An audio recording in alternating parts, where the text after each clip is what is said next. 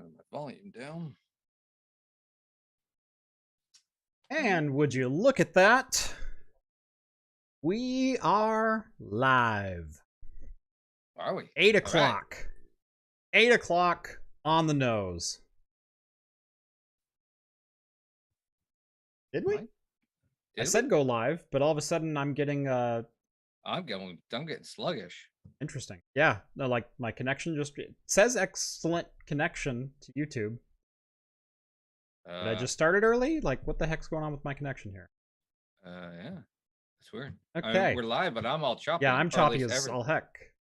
YouTube is not maintaining enough. Gosh darn. What'd you set your bit rate? Oh my gosh. To? I'm sending 1 meg. What the hell? What the heck? Okay. Okay. Redo. Let me add a 0 to that. Apply. Okay. 8:05. We'll be there in a second. There we go. Now we're good. We're good. In stunning potato vision. Okay. We should be good now. Now we're sending 9 megs. Okay. Just gotta wait for YouTube to catch up. All right. All right. Lean back and relax. Started too early. I know. I know. Hopefully you can at least hear us. I'm gonna have to go back in the stream and delete the first 3 minutes. Only 60 seconds. All right, it's thinking now. Thinking now. Maybe we're there. Ah, there we go. Okay. Now people are saying we're catching up. Cool. All right. I have no idea how that happened because I'm on the proper profile. But for some reason my streaming rate was at 1200 kilobit instead of 12,000 kilobit. All right, let's see. Hang on. It's still choppy for me. Yeah. Yeah, me too. I'm going to refresh this screen. Hopefully this all works. Gosh. It suck. Okay. Going. Next slide, please. Hi. Again.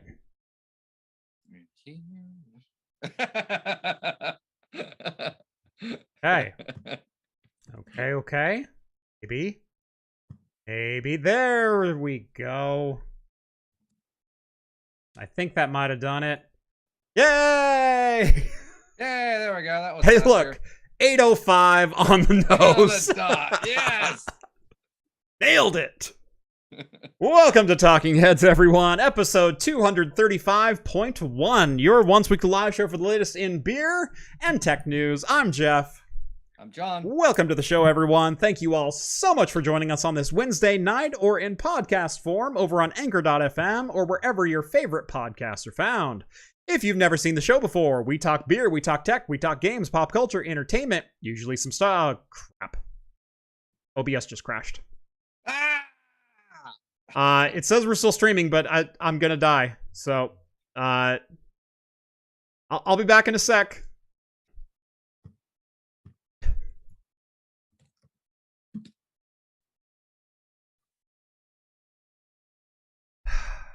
All right.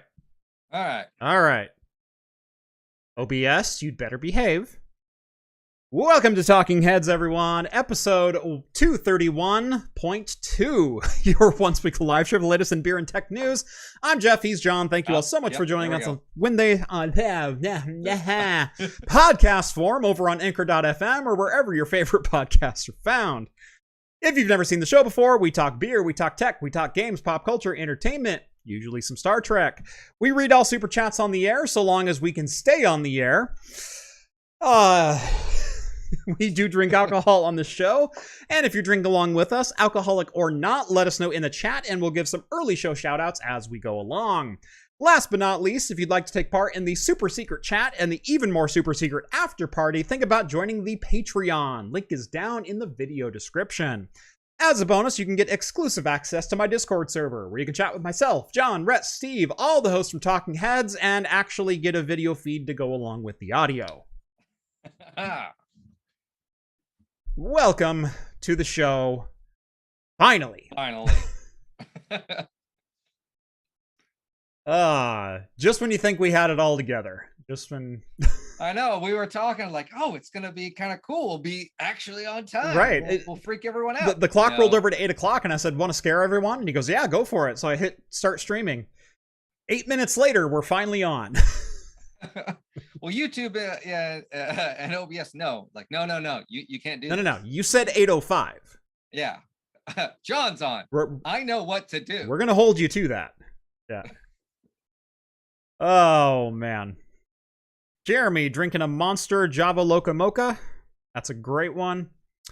Let's see. Who else has some beverages going tonight? Williams got a High Hops Brewery B-Ree Scottish Ale, 6.5%.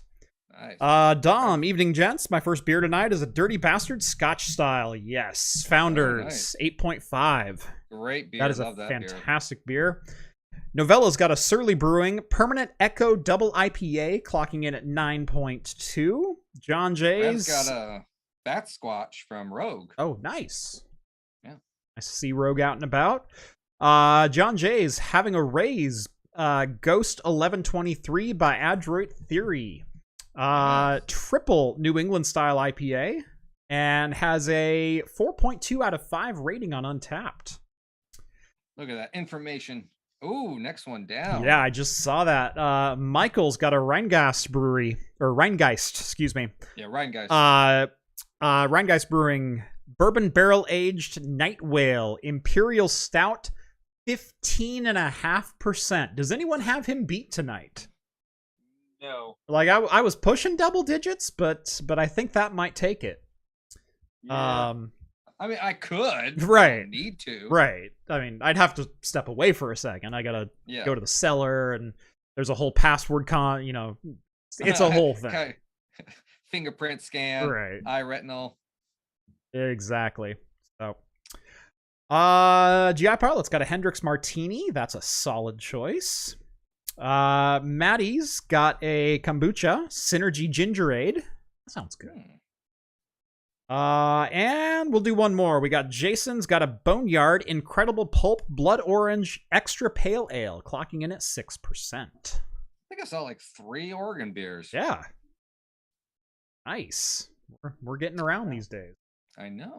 John, what do you got on the docket for tonight? I grabbed a few, and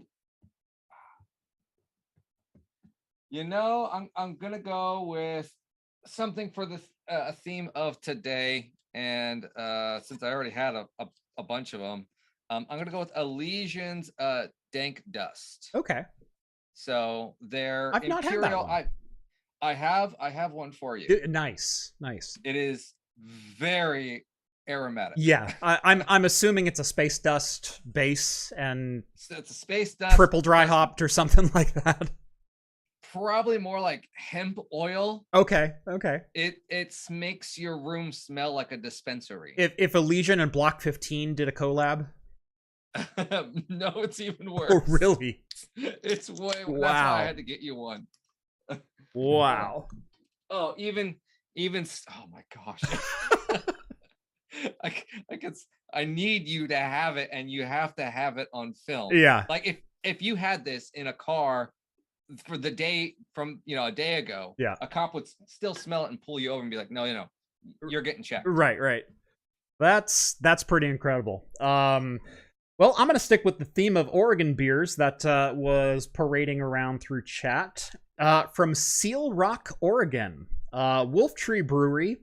Isn't that a daisy? Barrel finished. This is a gin barrel aged saison. Which normally I'm not a huge fan of saison, farmhouse, that kind of style. This one kind of intrigued me though. And you said speaking of the day. There we go. All right. How's everyone doing tonight? What are they going to do? Demonetize this video? Oh no. Oh no. So, now I should have brought this beer with me to Portland last night, because it could have been a very valuable lesson to one Kyle on how to properly open a corked beer. There we go. You see how I didn't like put it right up to my eye? I mean, it would have been hilarious. It would have been. Yeah, I should have given him a corked beer. That would have been great. Yeah, but it's like, hey, can you open this for me? Oh. So yeah, like I said, normally I'm not a huge fan of Saison's farmhouses. You know, the real skunky type beers, the fermented sour ales and crap like that. It's just not my jam. But I love gin. And so I saw gin barrel aged. I buy. I don't know if I will like this one, but that's why we try things. So, you know, actually, that is a very, very pleasant. Everyone else would call it blackberry. We call it Marionberry here. That's what it is. Yeah. Yeah. Like, and it's not sour at all. It's like Marionberry pie. Boy, that is sweet.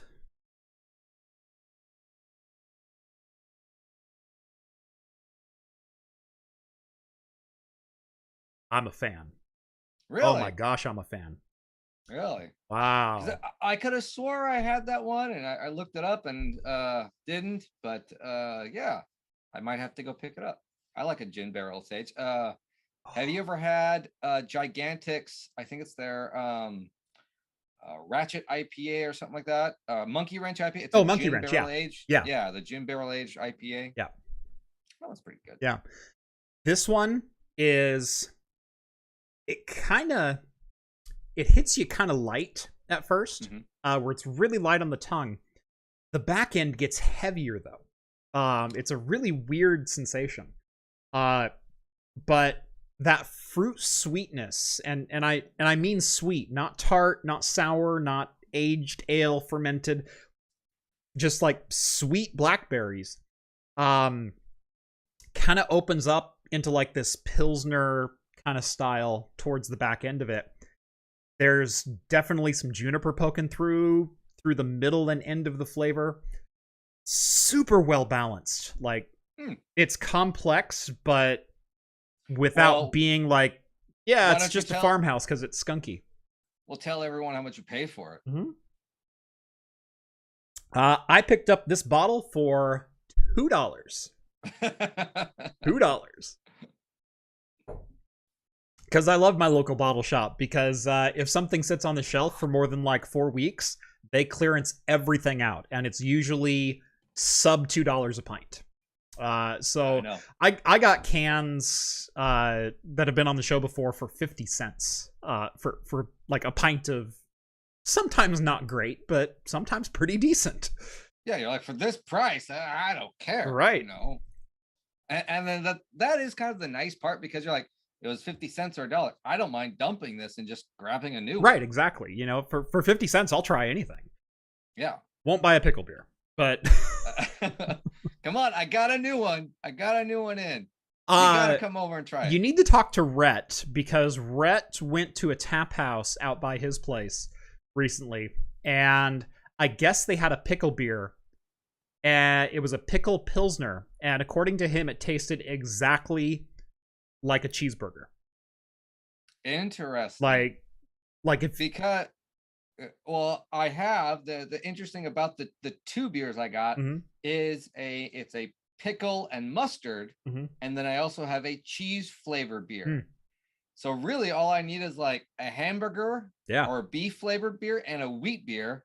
Just kind of mix them together. Mix it all together. Yep. This is seriously delicious. Like I thought this was going to be like an hour-long sipper. This might be gone by sponsor time. like it's really good. Might have a couple. Well, good thing I brought extras just in case. Yeah, this was the last one that they had, and I'm really upset about that now. You actually sent me a picture of what the clearance section looked like. Yeah. And I saw all of those cork tops sticking out, and I went, I wonder what cork beer they're clearancing. That's weird. and I showed up and they had one of these in that little shelf, and I went, you know what? Everyone else bought it. I might as well take one home. Yeah, I'm kind of upset it's the last one now. I'm gonna have to find more of these. Hopefully they're not like 17 a pint or something. Well, yeah, I kind of wonder if it like got better with, it's one of those like gets better with age, and then if it was like brand new, everyone's like, oh, this is horrible. It is a 2021, and so it has been aging at least a year. Or so maybe or it's one of those of like it needed that extra aging. Yeah.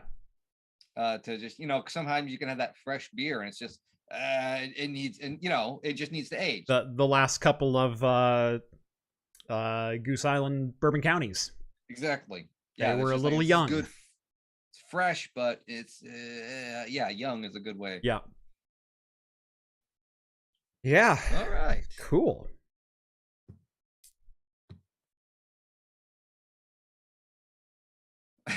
Just going for some more beer, huh? Mm-hmm. I'm sorry, we have a show to do. Yeah. All right, got lost in this one. It's that good.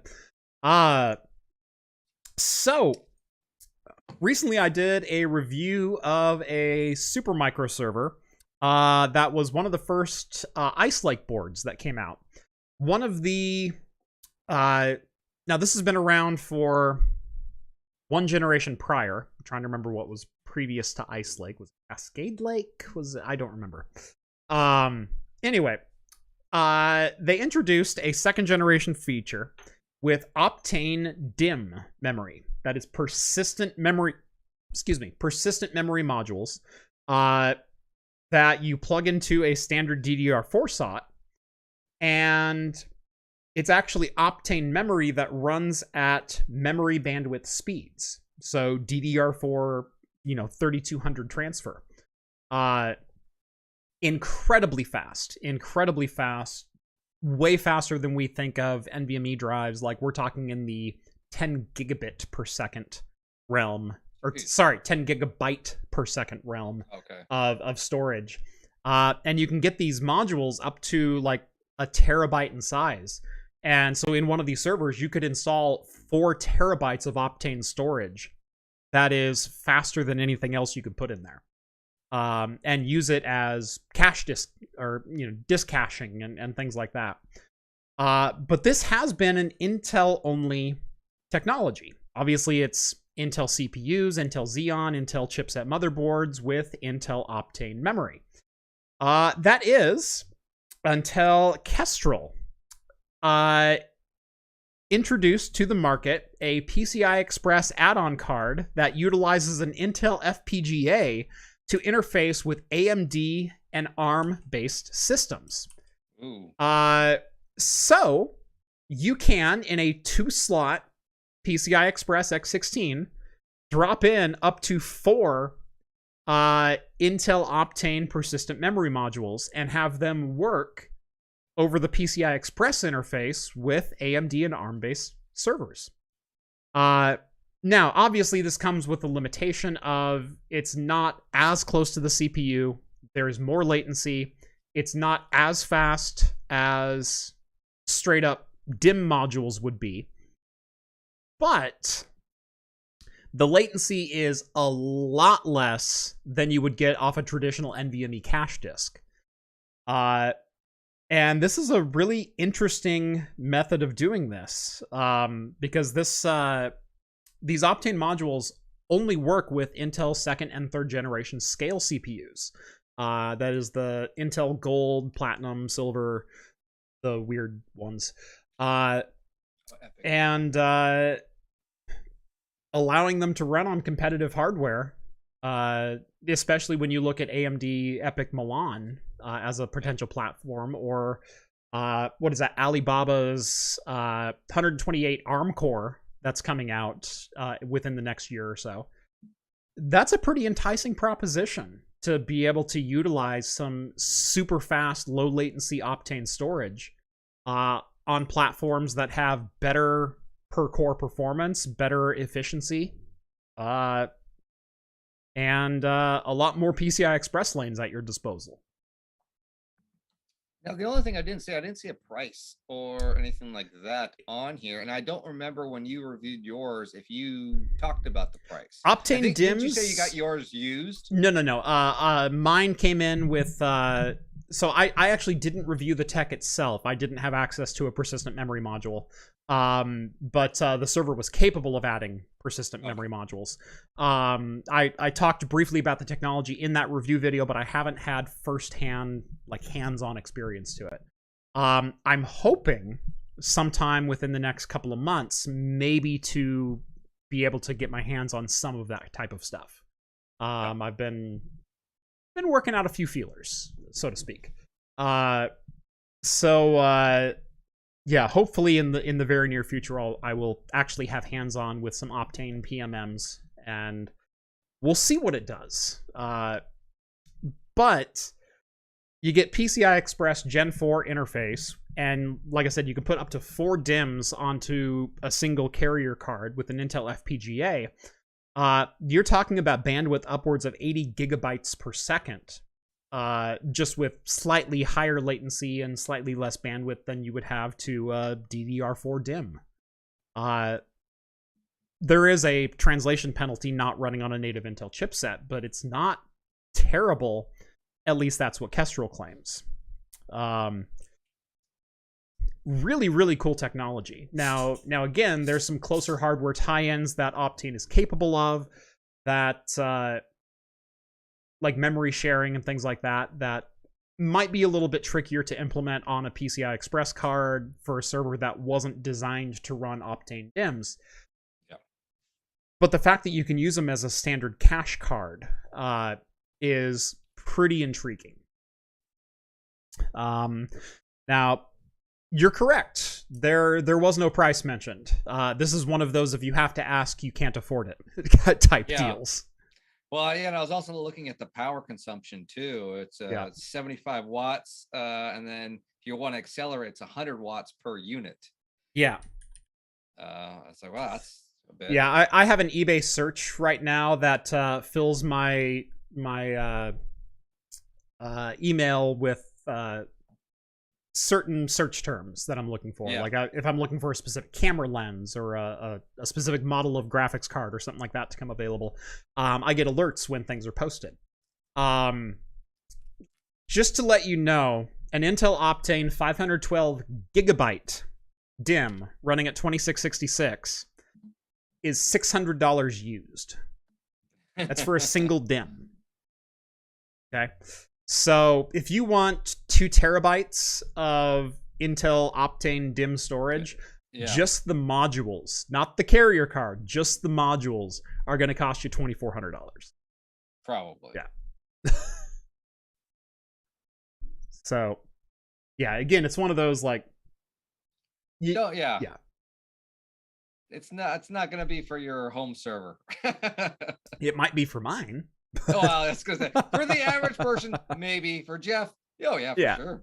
Like I said, I'm putting some feelers out there. I'm seeing what how much pull that I have. I will say I've seen DIMMs go for as low as about $250 to $300, although that's pretty rare. But I need to see if my new hardware is Optane DIMM capable. Spoilers. Potential spoilers. That'd be fun if we could. That'd be a fun video. I have a really cool unboxing coming. I think, didn't you have a preview of that on Twitter? There might have been a picture of that on Twitter with a hand truck full of boxes. Wonder who this was.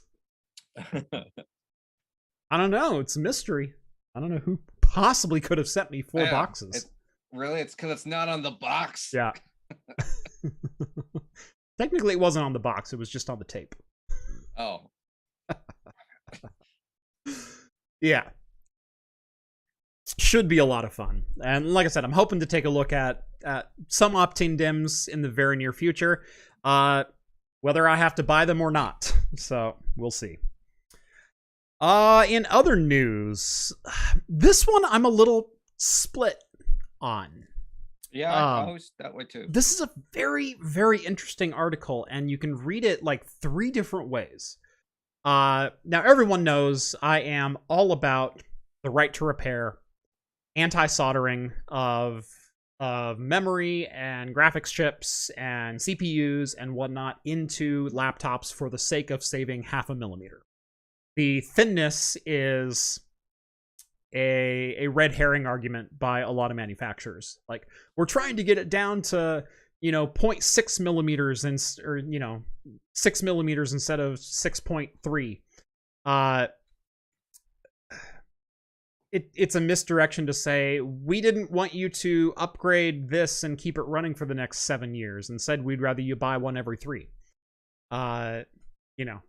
Oh, sorry, you only have 128 gigs of storage. Ooh, that sounds like you're probably going to need our next entry-level model here in the next 3 years, because 128 gigs, that's not going to get you very far in 2025.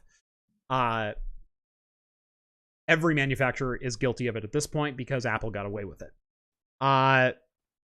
Dell just announced they are introducing a new proprietary type of DIMM.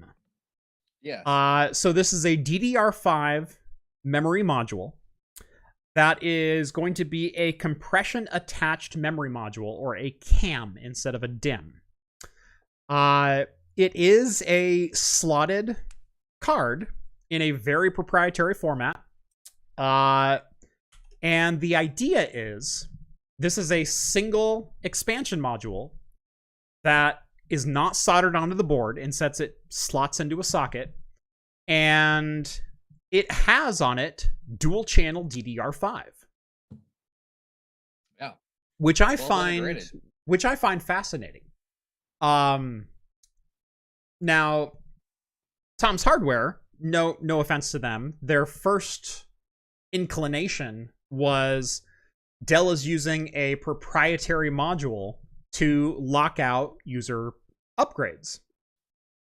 That's a totally fair take. I think that's definitely one take you could have. I'm always against proprietary slots or reusing standardized slots like USB or something else for proprietary expansion. And if this remains a proprietary or a one generation only thing, yeah, it's probably a bad thing.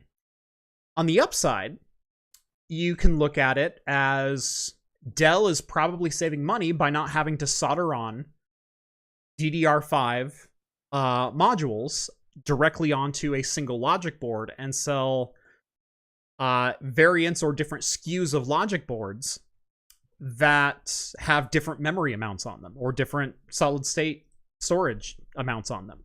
So you have an 8 gig model and a 16 gig model and a 32 gig model. Well, that's 3 different models of logic boards. Instead, you can make one model of logic board and then make 3 models of CAMs that slot into them. And you still get dual channel DDR5. Now, whether or not Dell chooses to use this newfound power for good or for evil kind of remains to be seen, because if you think about it, eventually these modules will probably hit the used market, which means if you bought an 8 gigabyte model, you might be able to upgrade it to 16 or 32 by dropping in one of these CAM modules. But you have to be able to get one of those CAM modules. You have to be able to get one of those CAM modules. You have to be able to get an MXM graphics card. You have to be able to get a low volt, Intel CPU and be able to socket it into a, 479 socket instead of a BGA package. Like, in theory, this could go both ways. I mean, you are correct. If this is the first generation that they're going to introduce and then maybe continue with that, and then therefore theoretically when these get to the used market, you may be able to buy a bigger one, but you just want that memory, and then you got a newer model, but that slot still fits, right? And it was a lower end, you can just swap them out.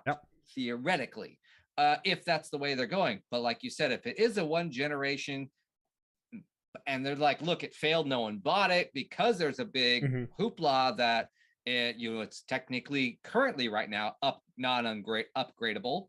Don't know. It is a real toss-up. I didn't think of it the way you were thinking of it, and it is a really good point. I was actually going the exact same way Tom Hardware was going. I was like, oh, this is horrible. Like, I'll never, I'm getting that one part and I can't buy the other part to upgrade it. I can't Mhm. go find some other RAM from some other PC that I probably have somewhere else Right. and upgrade it. Right. And it's not a standard port and it's not a standard slot. And you're absolutely right by that. I can't go to Best Buy and buy an upgraded module for this laptop. However, there are companies out there like Otherworld Computing. They make memory and CPU and thing upgrades for Macs that used to be proprietary. Now, obviously, Mac has gone the soldered route, but they used to make expansion cards that would fit proprietary Macs or would match Mac specifications for hardware, for memory, for storage, for all kinds of different things. It's totally conceivable that a company could reverse engineer and produce a CAM module that you could upgrade your laptop with. There's Lenovo. I dealt with this quite a bit, where Lenovo used like not NVMe, but they would use SATA drives that were in a similar form factor to your M.2, but it wasn't an M.2 connector. It was a different sized PCB. It was a proprietary layout on board, but the protocol was just SATA. And so eventually, for Lenovo X1, Carbon laptops and Yogas and things like that, some companies started producing conversion boards that you could insert into the Lenovo and then slot in a standard SATA M.2 drive, and it would mount up with the existing mounting hardware, and you could upgrade your drive. So if you only bought 128 gigs, guess what? You can throw a 1 terabyte M.2 SATA disk in there now, instead of having to use Lenovo's proprietary form factor. So there is precedent for potential upgrades from third parties, as long as there's a window open, as long as there are replaceable modules, or they're not firmware locked to a particular module. Apple. The new studios. So yeah, I don't necessarily see this as Dell trying to lock out a user. That might be one of their goals, but you have to consider, from Dell's point of view, this could be a cost-saving measure, and the cost savings could go on to the end user because they're no longer having to produce multiple SKUs with different memory amounts on different logic boards. Instead, they produce the same logic board and then 3 memory SKUs and 3 storage SKUs, and that's it.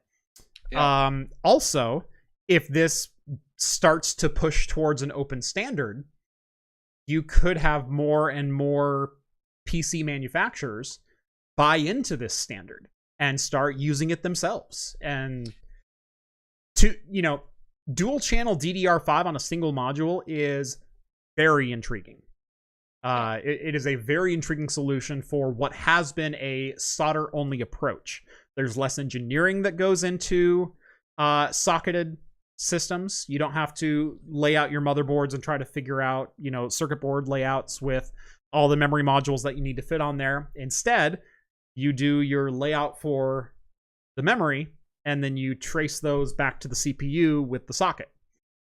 So this could be a win. Remains to be seen, but it's definitely not. It's definitely not a black spot. Yeah, it could be. And it's actually using a lot less power than if it was a dual slot system. So that's nice. That's really cool. That's going to be less on your battery. And it also is curious. It could be just a way of, here's the new proprietary. It might just be I don't think they're maybe blocking the user from upgrading, but just like, let's just make it a little bit harder. Technically, we're not, but for the savvy person, they can figure it out. You or I could probably figure it out. Right. For the person, I just need a laptop, probably not going to be able to figure out. Right. So they're probably going to go for the more expensive brand or the expensive one, but it could still be savings to the end user, to the customer. Yeah.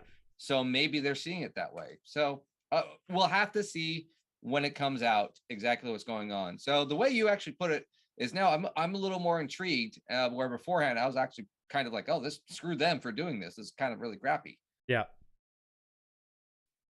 We did get a super chat from Tech Geek. Yes, thank you very much. $20, much appreciated. Evening, gents. A bit late to the party, but I made it here. Been playing with my 3D printer, trying to get it back working and dialed in since it hasn't done anything since we moved 9 months ago.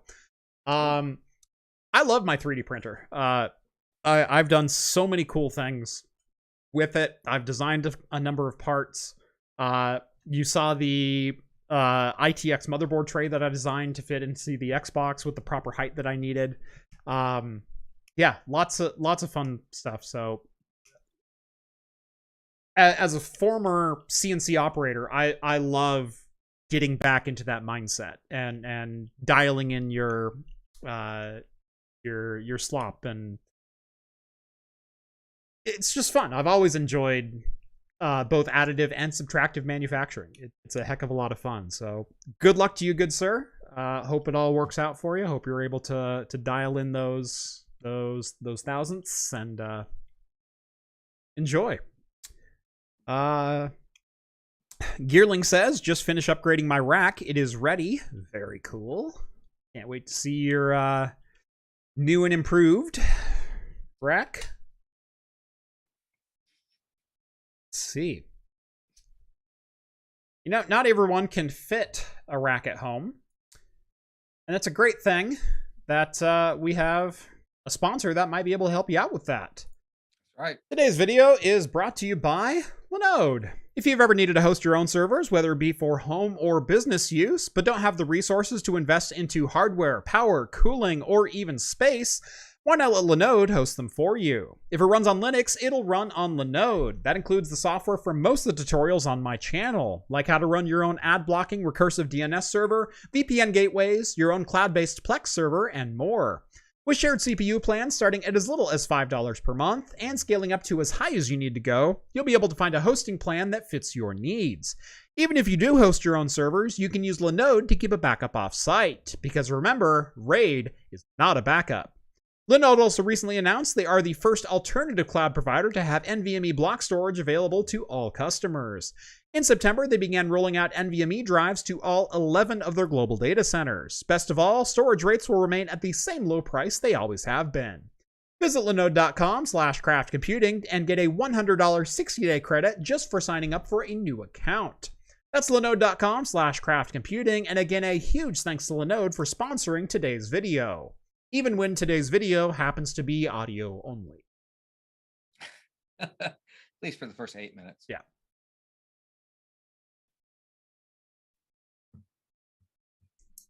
All right. How's your beer treating you? Pretty good. I mean, I've had this one 4 times now. Mm-hmm.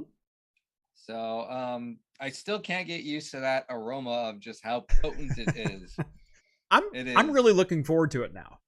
I want to drive over there this weekend just to give it to you and then have you film it like the next episode or live, maybe like the next Talking Heads, like with Rhett. Yeah. And just crack it and just see your face. Because even when I did it with Steve didn't believe how much it smelled, and he cracked and he was like, whoa. When I did the review and then I set the can aside and I started a second one, my wife came in and she was like, are you smoking weed in here? That's how aromatic it is. My father-in-law said it reminded him of the 70s. Yep. All right. This one how was your beer? Yeah, I was going to go, next story. Wait, I didn't update mine. I am still enjoying the heck out of this. Now, I talked an awful lot in the last section, and I haven't drank very much of it, but this is still delicious. Like, expectations are 80% of your enjoyment of whatever food or beverage you're about to consume. And that also goes for, like, experiences. I was talking with Kyle Bitwit last night. He lives in LA, and I guess one of the first questions he always gets is, do you surf? And he's like, no, everyone from LA hates the beach. Like, they just do. Like, there's sand everywhere. It's coarse, it's irritating, it gets everywhere. Like, they just don't like the beach. And I said, what's really funny is Oregonians wax poetic about two different things, about the beach and about the mountains. And the mountains in Oregon are amazing. We have some of the best skiing in the world. We have these amazing hiking trails, ATV trails, like hundreds upon hundreds of miles of different trails and nature parks and things like that you can go through. Then we have our beach. Our beaches suck. Oh, yes. Flat out. Now, I'm not saying I dislike the beach, but what I'm saying is a lot of Oregonians like to wax poetic about that one time they went to the beach in May and it was 72 degrees and no wind, and there were only like 10 people there, and you had the perfect lunch and this campfire going, and you know, the day was perfect. I remember that day. I was 8 years old, and I've never had an experience like that ever again. Yeah. Normally, You get one. You arrive and it's high tide and the wind's going about under about 40. There's sand whipping in your face. There's a dead whale about a mile downstream, which is wafting your direction. The wind is blowing your direction. Right. It's like the Oregon beach is awful. Yeah, I know. And there's the fish market too on the other side. But we always go there expecting experience 1. And we get experience 2. That's a long-winded way of saying I expected this to be a skunky farmhouse. Yeah. What I got was a gin barrel finished Marionberry Pilsner-like, you know, like it's almost like a very light, sweet Marionberry pie, where it starts a little fruity, but very sweet, not tart. You got a little bit of biscuit, and then like you got a little thing of gin sitting next to you. And you're just, it's wonderfully balanced. It is so good.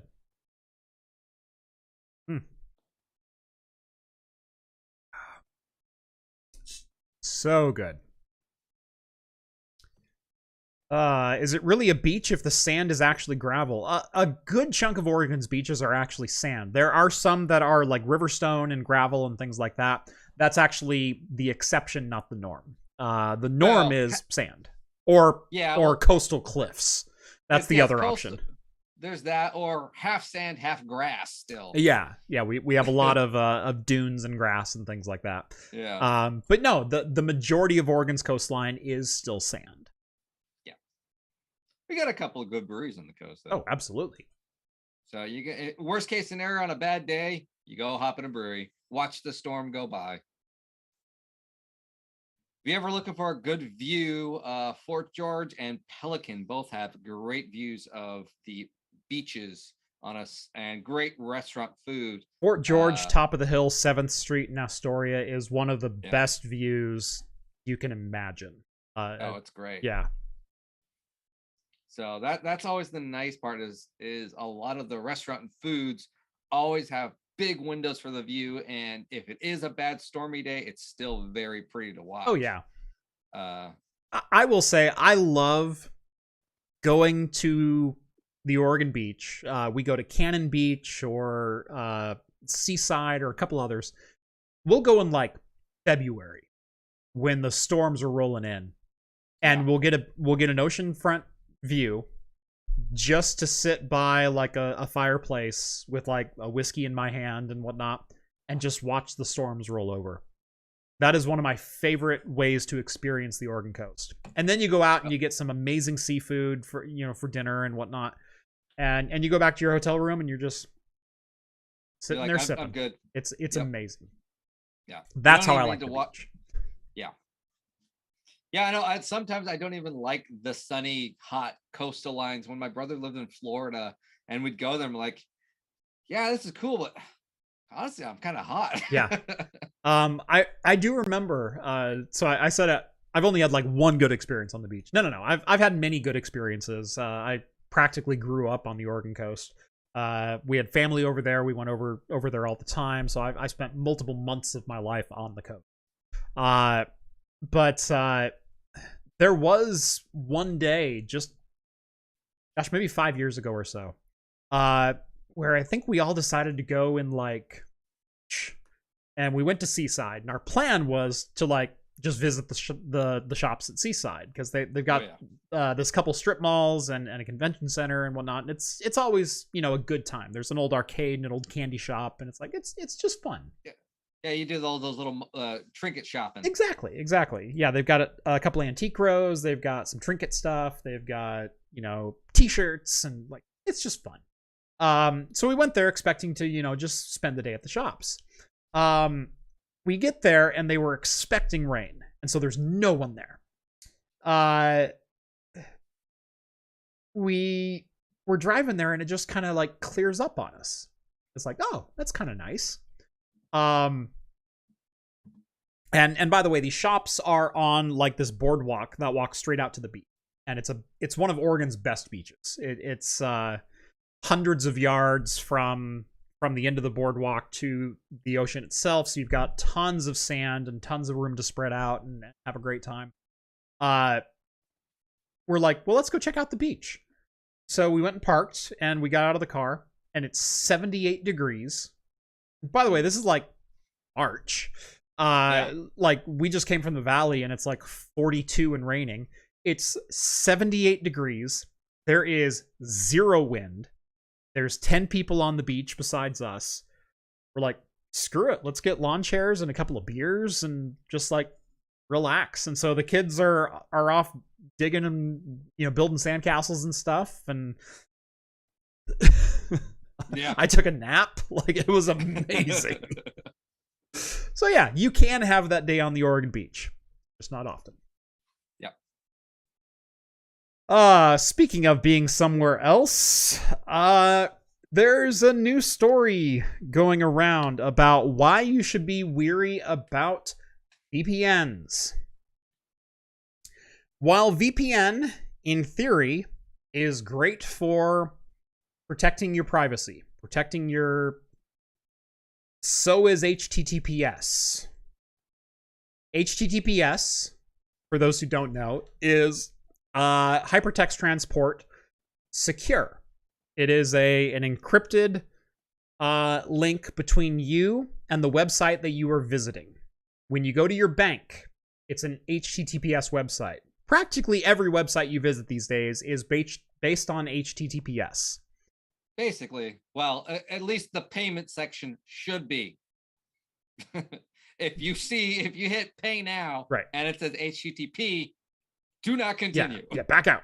But look up in the top left corner of the browser you're in right now. There's a little padlock next to it. Or at least there should be.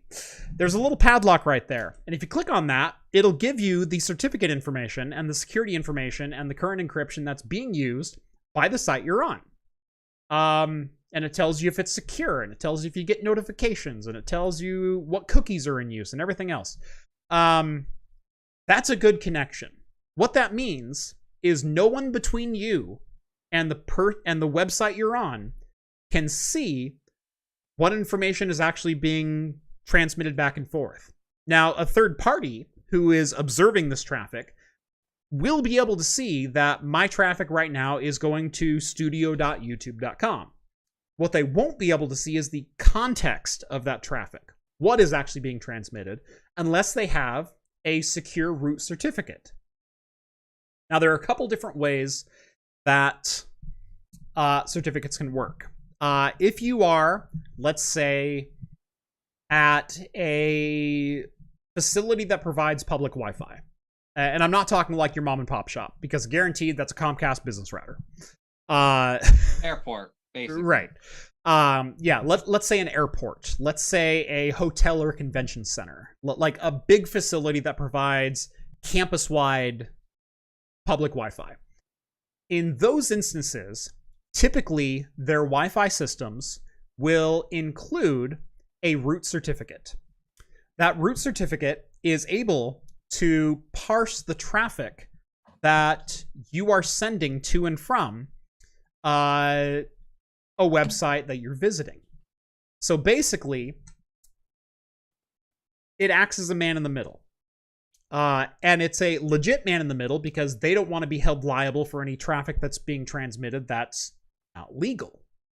And so they want to know what's being sent and received. But as part of that, you have to join their Wi-Fi network and accept their terms of use. And typically in the terms of use says that we have the right to view traffic that's on our network. So what they do is you will say, I want to visit youtube.com. You send a request to their router. Their router will then rewrite your certificate and then request YouTube. YouTube will send a certificate. It will say, okay, I'm going to decode this with my certificate. I'm going to re-encode it and then send it to the client. So the only time it's decrypted is out the router itself. But the router does have right to read the information coming in and out from both you and from YouTube on whatever connection you have. That's a very basic explanation. Security experts, don't at me. This is for entertainment and basic education purposes only. There are tons of security places that you can go and read more. It's the telephone game. Yeah. But that's the gist of how internet traffic works when you're viewing a secure site. And if you go to a site that has a root certificate and has authority to decrypt that traffic, that's how it works. Well, how does this relate to VPNs? Well, VPNs are supposed to keep your traffic encrypted end to end, right? And in theory, that's great. In theory, that's an amazing, proposition. I should be sending all of my traffic through a VPN, right? Well, there's a new report that came out. This particular article is posted by Apple Insider, but I'm forgetting where the original. Oh, here we go. TechRadar. TechRadar was the original poster of this. The following VPNs, this is SurfShark, Atlas VPN, Viper VPN, VPN Proxy Master, some rando VPN, sounds like very legitimate VPN, and TurboVPN. Some rando VPN. Some rando VPN. No, I really mean some rando, not some yeah, you get the joke. That these 6 VPN vendors are reportedly acting as a public router in which they are installing on your device a root certificate to be able to man in the middle information that you're sending and receiving. Yeah. So, yes, from SurfShark, Atlas, Viper, VPN Proxy Master, SumRando, and TurboVPN, they are sending your data out encrypted. However, because they are issuing you a root certificate, they are also able to decrypt that traffic at their own facility and then retransmit it to you in a secure fashion. But for the time that it spends in their facility, in their data center, in their pockets, they're able to read unencrypted your encrypted traffic. That's a problem. That's a big problem. Yes. Remember how I've never done a VPN advertisement on this channel, sponsorship, etc. Now, I will say I have worked publicly with Nord. I did do advertisements for NordPass, and I've also been a backer and supporter of NordVPN. I've been a longtime customer of NordVPN. And the reason I'm a longtime supporter of NordVPN is because they are the only one that has gone through a full source code audit. That is an end-to-end, all applications, all transport layers, all servers, all data centers. They've actually gone through an audit. And by the way, I haven't had a Nord commercial transaction besides my being a customer of theirs since I want to say September of last year. Like like, I'm still on good terms with them. I have a representative and whatnot that I deal with occasionally, but I've not ran an ad for them, I believe, since September. So this is not a sponsored piece by any means. But one thing that happened with Nord is they did have a minor data breach. They did have an issue about 2 years ago where one specific data center was breached, and it was the data center that was breached, not Nord themselves. Nord was a victim of a breach, in which, in theory, it was possible that a root key was stolen and that they could man in the middle, just like this. Like, this was the attack vector. They could man in the middle attack only if you connected to that particular node on Nord's network. And you were only vulnerable also if you also downloaded or you could also be vulnerable if you downloaded a malware infested NordVPN client. Like, you had to have one or the other or both. This wasn't like every Nord customer was affected. This was a very, very specific attack vector. Yeah, wasn't it like one node basically, or wasn't someone got a hold of that node because it was a third party? Someone physically breached a data center that Nord had servers hosted in. Yeah. And because of, I believe it was a non-password protected KVM, got access into one of Nord's servers and was able to inject code into it. Yeah. It wasn't Nord's server. Nord leased it to a third company, and it was Nord was leasing space from this data center. Yes, but wasn't it because of the third company's policy that this essentially happened? Right. Yeah. Now, everyone gave Nord all the crap, and in fact, I still incurred crap from some people who were not educated about the attack. Yeah, I remember talking about and I did criticize Nord at the time for not disclosing what I considered to be fast enough, but they still disclosed the entire issue. They had a whole postmortem that was publicly posted, and I found that it was acceptable. It wasn't on the timeline that I would have wanted to see it, but it was still the full report that included all information. Nord is also the only provider that has gone through a full source code audit. They're the one VPN provider that I really trust. Now, why do I really trust them? Well, because, sorry, wrong camera. SurfShark, Turbo, Atlas, Viper, VPN Proxy Master, some rando. They're installing a root certificate on your system and can view decrypted traffic on their servers. Want to see a problem with that? Well, now, hang on. SurfShark and Atlas are now merging with Nord. They are. And Nord is not implicated in this particular... Not yet. No, not this. Route. No. Right. So Nord themselves are not... but in the future, in the next couple of months, SurfShark and Atlas VPN are going to be merging with NordVPN. And I'm assuming they're going to be taking up NordVPN's backend code, not SurfShark's and not Atlas's. Yeah. I wonder if the contract has already been finalized. Or like they're going to take a look at this and be like, price renegotiated. Yeah.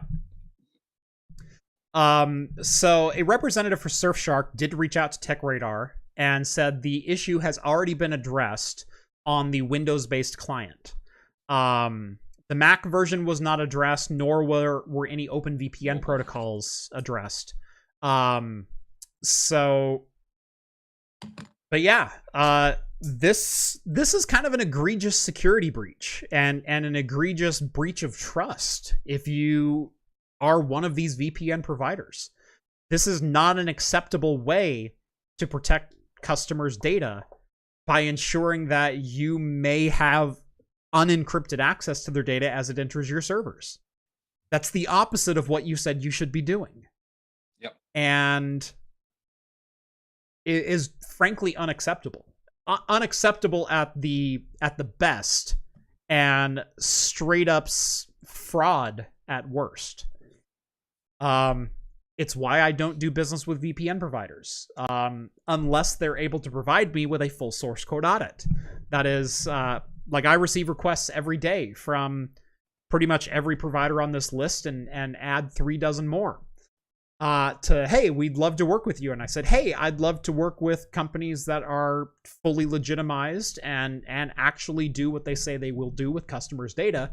Can you provide me with a full source code audit from an independent third party? Guess what? Nord's the only one that's gotten back to me on that. Yep. Yeah. That's why I trust NordVPN. Yep. Not sponsored. I've been a long time customer of theirs, like 4 or 5 years customer of NordVPN's.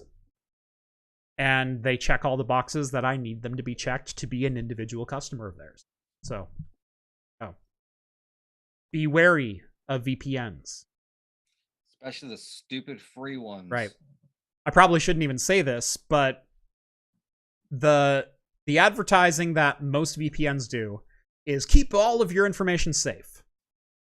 That's what HTTPS does. That's the point of HTTPS, is to encrypt your data on your machine, send it to the remote server, whether it be your bank, whether it be your email account, whether it be your Google search. And only that site that you are intending to send data to can decrypt and view the data and then re-encrypt it and send it back to you. And you're the only recipient who can then decrypt the data that was sent to you on your own device. That's the whole point of encryption. HTTPS already keeps your data safe, whether it be in a coffee house, whether it be in an airport, or wherever you happen to be. Are there ways people can man in the middle of you? Yes, but they require a lot more effort. And I'm not saying they don't exist. I'm saying it's not a very broad attack vector. You should still be leery of public Wi-Fi and be cognizant of where you're connecting to, and do you trust the random Starbucks that you sat down to write your paper at? Yeah, no, I will say, if I'm at a Starbucks or some random place, I always make sure to at least turn my VPN on, even if I'm on my phone. Right.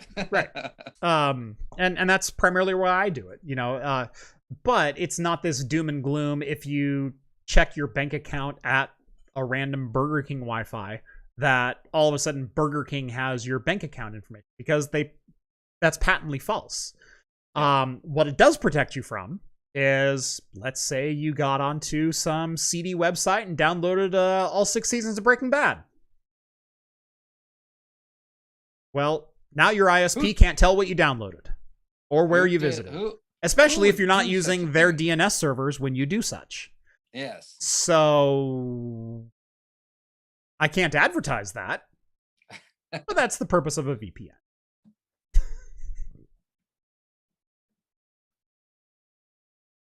So you're saying I can get Breaking Bad? Just saying, if you wanted to watch Breaking Bad, maybe a VPN's not a bad option for you. Getting around geolocations and breaking terms of service with every streaming provider that you have, be it Amazon or Netflix. Just don't get SurfShark or TurboVPN. Just know that if you're getting around geofence restrictions, that Surfshark, Atlas, Viper, etc. can probably watch the same stream on Netflix that you're watching, because they have unencrypted access to it. At least they did for a while. So, yeah. Speaking of all these different streaming services, hello, old friend. Didn't think I'd ever see you again. I know, it is starting to become that $80 to $90 a month, huh? Right. Amazingly enough, they figure out how to get just the right dollar amount, and everyone gets theirs. And if you noticed, everyone's trying to go subscription service. That's the latest buzz thing that everyone on Wall Street wants is, well, how do we get all of our customers to continue paying us money every single month? Like, it's great that they've been lifelong customers and we get $300 a year, but what if we did every single customer gives us $8 a month? Like, is that possible? Yeah. Well, CNN tried. Oh, God. Yeah, all 10,000 users. All 10,000 people tried CNN Plus. God bless them. It'll be gone next month. Yeah. So yeah. So yeah. Hopefully, like Netflix broke the cable bubble and allowed people to actually cable cut for the first time in ever. Like, you didn't have to have a cable subscription or a satellite subscription to be able to get content like Breaking Bad, or, you know, then you had HBO Go, which got you Game of Thrones. But all of a sudden, like, everyone needs their own subscription service. And I'll say, I pay for Paramount Plus simply so I can watch Star Trek. And we're not talking about Star Trek yet, John. Don't get on it. Just using it as an example, that I pay for Paramount Plus simply so I can watch Star Trek every week. What do you think I do? Right. But we also have our limits. Like I've got the Disney Plus going on. I've got Paramount Plus going on. I don't have HBO. I do have Hulu. Oh wait.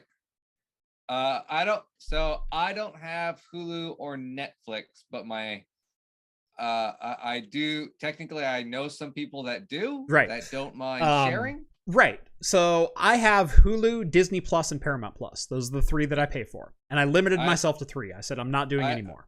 Well, luckily I got with my phones a couple years ago when I signed up, they gave me like Disney Plus. Mm-hmm. So I was like, oh, it's because I needed to upgrade to my in-laws because we're paying for the, so it came with the family package. Yeah. I was like, okay, so I get Disney with that. And then my TV subscription, because my wife had to have certain channels, and so they only had those channels in the ultimate package. Mm-hmm. That gave me Paramount Plus. Yeah. So I was like, okay, so I'll take that. And and it gave us HBO Plus too. So, or whatever HBO's is called now. So those are the 3 I technically pay for. Yep. The other ones family doesn't mind sharing. Only because like they have one TV they do it for, and they're like, yeah, we only watch this for really old TV shows. I'm like, oh, okay. And they don't even remember their password half the time. Yeah, where's the Nick at Night subscription? Hey, I would watch the crap out of Happy Days. What I want Paramount Plus, because they own. Doesn't Paramount own Nickelodeon as well? I think so. I think so. I think it's part of the same family. I want Paramount Plus to bring back all of the 90s Nickelodeon shows. And what I mean by that is like, Are You Afraid of the Dark and all that, and Salute My Shorts, and like, oh my god, like take me back. Yes. Although the resolution and the it's gonna be god awful. Is horrible. Do you remember the Adventures of Pete and Pete? Yes, like those shows. Danny Tamarelli, like give me that. Coming out of high school, I'd be like recording stuff. Mm-hmm. I remember that. Mm-hmm. Yeah, that'd be fun. All right. Well, I need a new beer because mine was only 12 ounce. Yeah, go ahead and open yours. I've got just a little bit left of mine, so I'm gonna slurp the rest of this down. You open up a 12 ounce next, John? I can open up a 12 ounce. Yeah, because that's what I've got next on tap. Okay, so I am going to do a nice hoppy beer, and by that I mean a barley wine. I'm going to be doing Sierra Nevada's Bigfoot Barley Wine Style 2022. This is I think it's just under 10, 9.6% barley wine. It's very good. I love buying a couple of these and then aging them. Yep. So I'll just go ahead and pour it in the same glass. So interestingly enough, I also have a 12 ounce bottle. That's next. So this is Sierra Nevada's 2022 Bigfoot Barley Wine. Almost like we planned this. What? Yeah. With our selection of beer, how random is that? Right. Weird. Not gonna lie. So I know what today is. I went to the store today. I was in search of some Lagunitas Waldo. Which I'm hoping you have at least one bottle for me. I have 2 in my fridge, so 1 for me, 1 for you. Good man. But anyway, I was in search of a Waldo because today. And I couldn't find the Waldo. But what I did find was that Sierra Nevada released their Bigfoot 2022, and I went, I'll take a 6-pack of that. So I got a 6-pack for $12, by the way. It's a good deal, right? Like, I'm going to go back and buy probably at least one more. I will say, I have lost more money in beer from Bigfoot than any other beer in the history of ever. Because a couple of years ago, so 2020, Sierra Nevada, on their website, you could order an 8-year pack, an 8-year collection of Bigfoot barley wines. And I went, well, that'd be amazing to get 2012 through 2020 in an 8-pack and have like 2 of them. Like have one to like go through in a year and then another 8-pack to like age and like add to your collection. Like, that'd be awesome because I've had a number of them over the years, and I've had like, I believe in 2020, I had a 2013 and a 2015, and they were so good. Like, they are such a great beer to age. Now, it'd be great to just like build a collection and actually have all the bottles like pre-aged for me. That'd be great. So it was $40 for an 8-pack, and I went, you know what? I'm going to buy 2 of them. I'm going to have one to drink and one to save. That's actually not bad, yeah. They were delivered. I never saw them. Delivered. They were delivered. Was this delivered by the infamous FedEx? I believe it was, actually. And this is the story of how FedEx started. Yes. No. What's funny is I used to have a great rapport with FedEx. Like I knew the FedEx guy that went by my house. Like he was a good guy, and all of my stuff always showed up FedEx. Like, I used to have a problem with UPS, and my UPS stuff would be damaged when it arrived. But all of a sudden, like, as of 2020, FedEx is all of a sudden on my list. Like FedEx is actually like sub DHL levels to me right now. If it ships FedEx, I guarantee it's going to arrive broken, or it's going to arrive about a week late. And what's funny, my wife started catching on to this as well, because she goes, I ordered this package and it said it should have been here on Wednesday, but its last check-in was on Monday, and it was still in like Atlanta. And I don't know, like, should I call? And I said, when was it supposed to be delivered? She goes, Wednesday. I said, okay, well, today's Thursday. Give it until Monday, and I bet it'll show up. She goes, really? All right, yeah. I guarantee, like, on Saturday, it'll say it landed in Troutdale, and then you'll have it on your door on Monday. Sure enough, Monday morning it showed up. Oh my gosh. Like, it just is what it is right now. And has been for the last 2.5 years. We're understaffed. You mean you pay everyone crap and so no one cares? Yep. We're 60% short on labor. Right. Well, it's because you pay $11 an hour.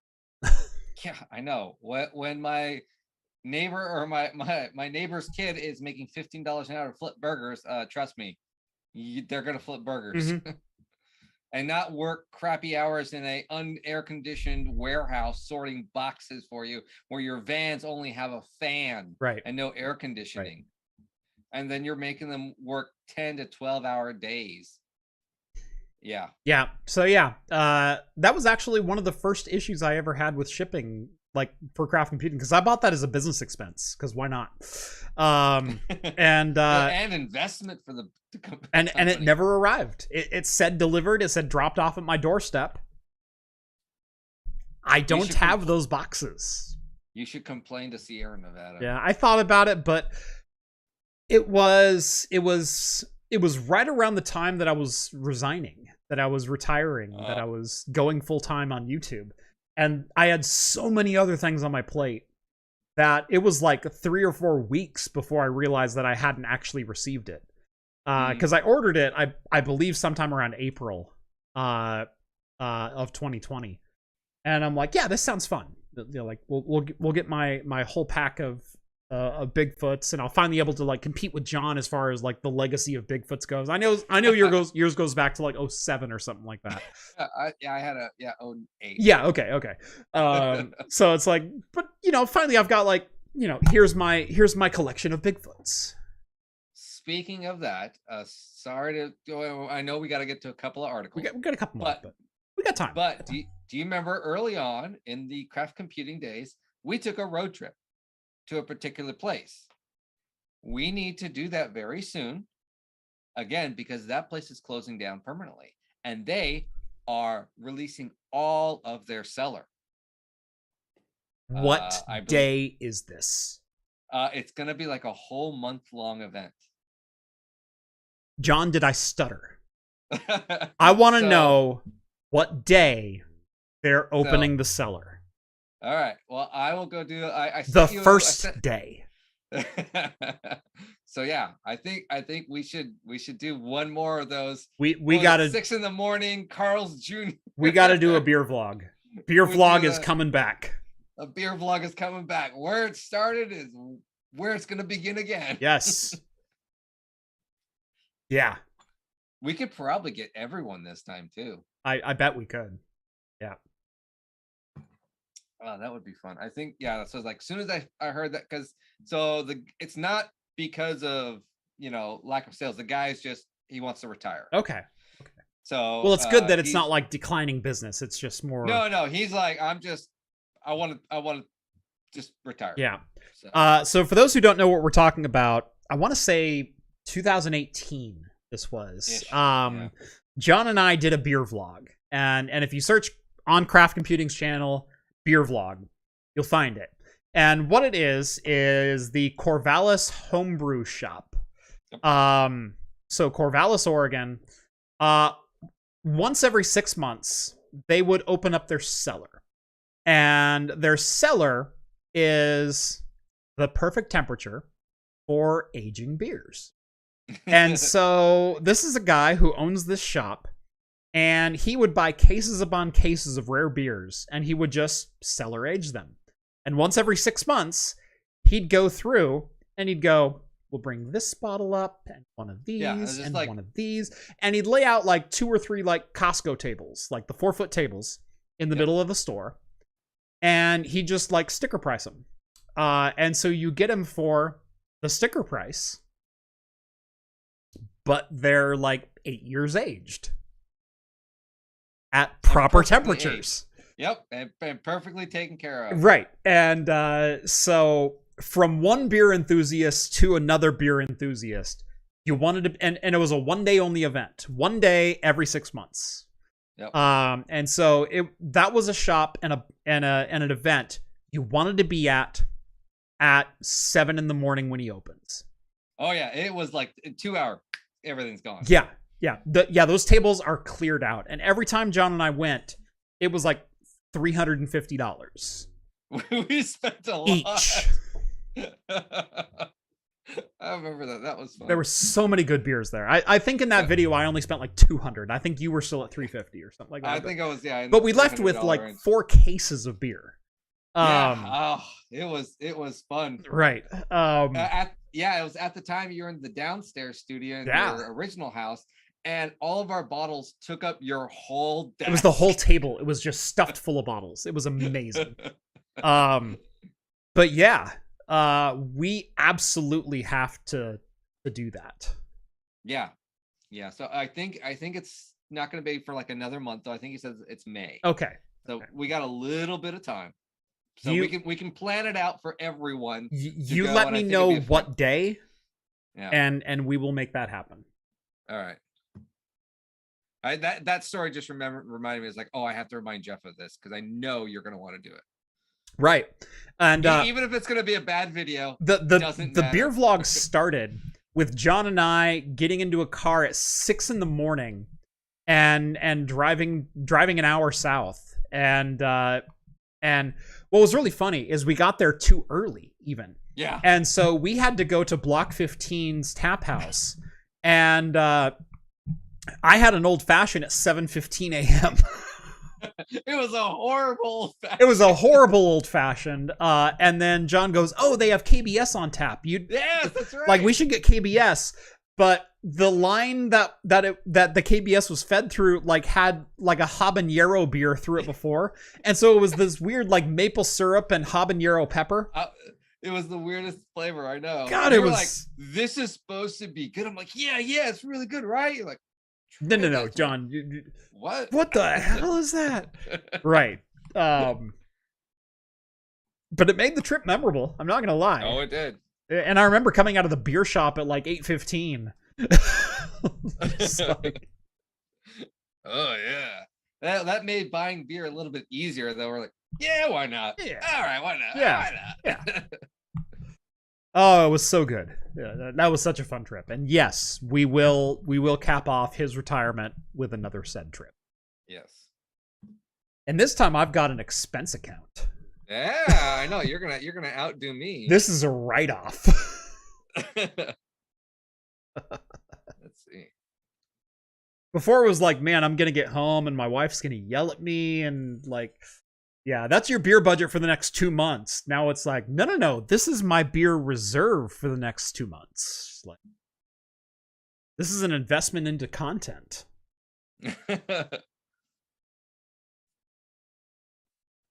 Gonna have to start aging beer in my place.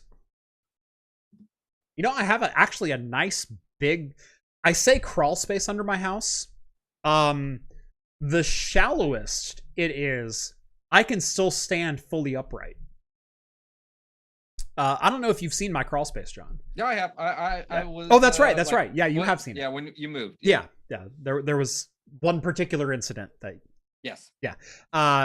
But no, there's a crawl space under my house that you can slide into and stand. I can stand fully up at 6'4", and it's underground, so it stays at a constant temperature.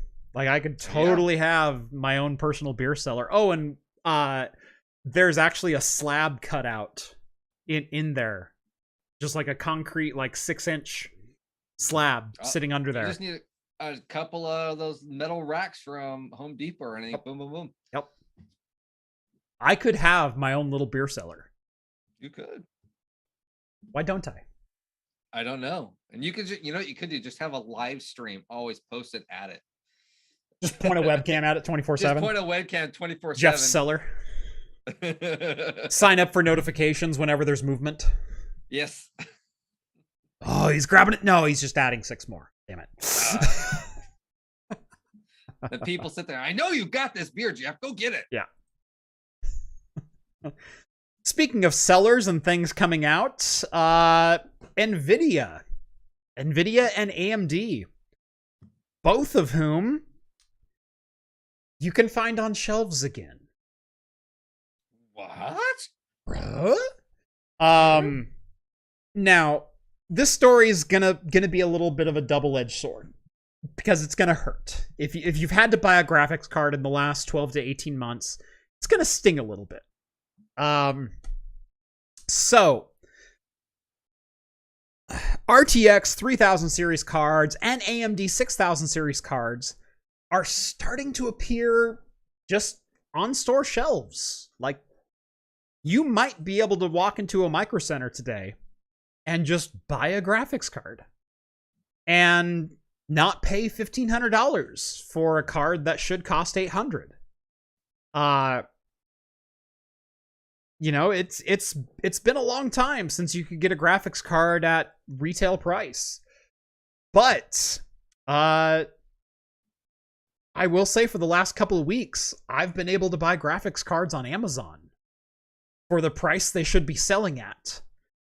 And there's a lot of tech media that are really hesitant to start like declaring it might be over. It might be coming to a close. It might be returning to somewhat normal. But there's a lot of graphics card board partners that are slashing MSRP. Asus in particular said they will slash GPU prices by up to 25% starting this month. And so by the end of April, they should be back to what NVIDIA said the MSRP should be at. Yeah.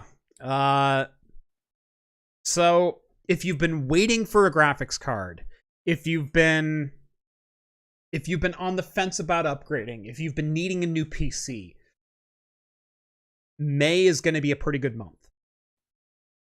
Just gonna say that May is gonna be a pretty good month.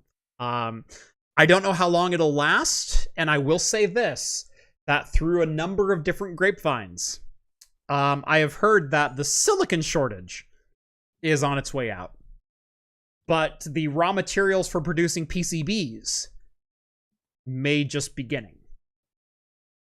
So if you see a graphics card and you want a graphics card and the date is May 2022, you might want to think about buying that graphics card, because I think it's going to be a fairly short window. And that window is going to also affect any other PCBs that might be in your potential future, be it motherboards or add-in cards or things of that sort. So yes, if you see a graphics card at retail price in May, buy it. Pull the trigger. Pull the trigger. Maybe buy two. Maybe buy two. maybe hold on to one for a month and wait for the prices to go back up. Yep. Like, I don't invest in crypto, but I may invest in graphics cards. The fastest turnaround ever. Right? So, yeah. Good luck. Godspeed. I hope you're able to find what you're looking for. Speaking of graphics cards, Intel.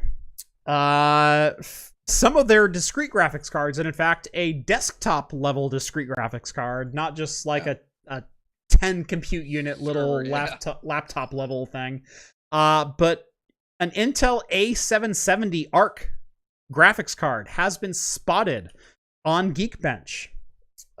So this is not their flagship. This is not the A780. This is the A770. But it's said to have 512 compute units, up from like the 96 of the Intel Xe graphics. And this is not the same process as the Intel Xe. This is the full-blown, like, let's do this desktop series graphics card.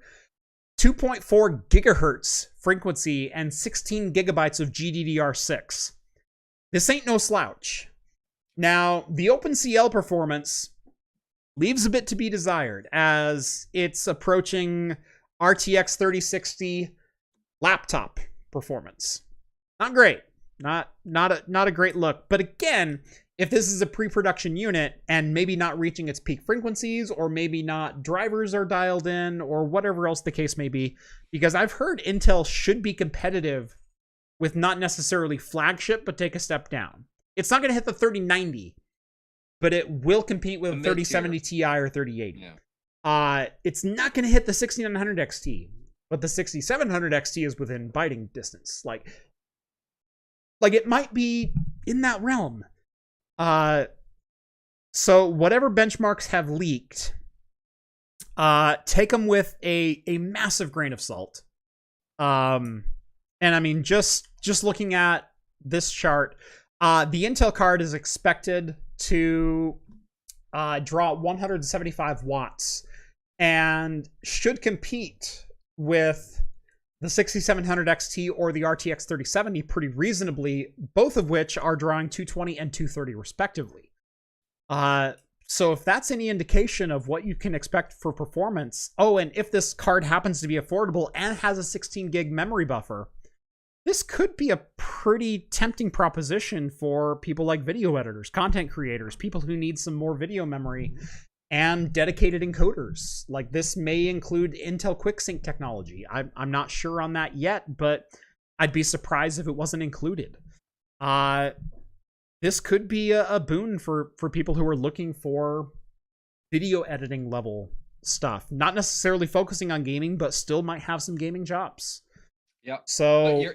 and it still has to meet that price point too, though, because if it is, I don't know, if it's only $50 competition, and the fact that it might not be gaming level, but more editing, I don't know then. Right.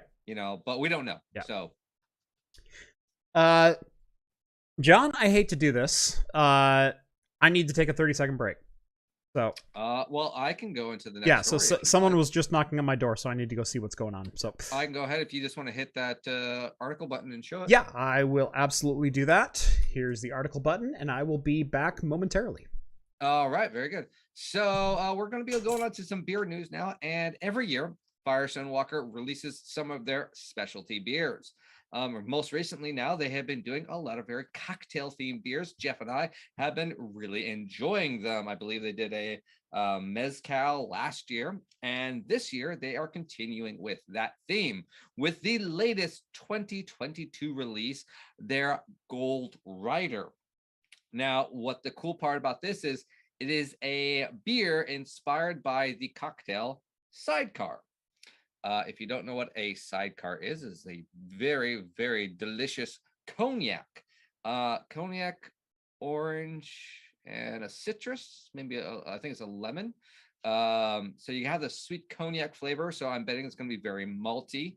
And I don't know if it's going to be barrel aged in cognac or just inspired to have that, but I'm betting it's going to be very citrusy, orangey, and sweet. And it should be available anytime. Actually, I think it's available right now. It's being released very soon. Usually these are released right around this time of year. And the nice part about these beers is they're fantastic for aging. They usually range between the $11 to $14 a piece. I usually try to get 2, maybe 3 if Jeff can't find one. So I end up getting 3, 2 for me, 1 for him.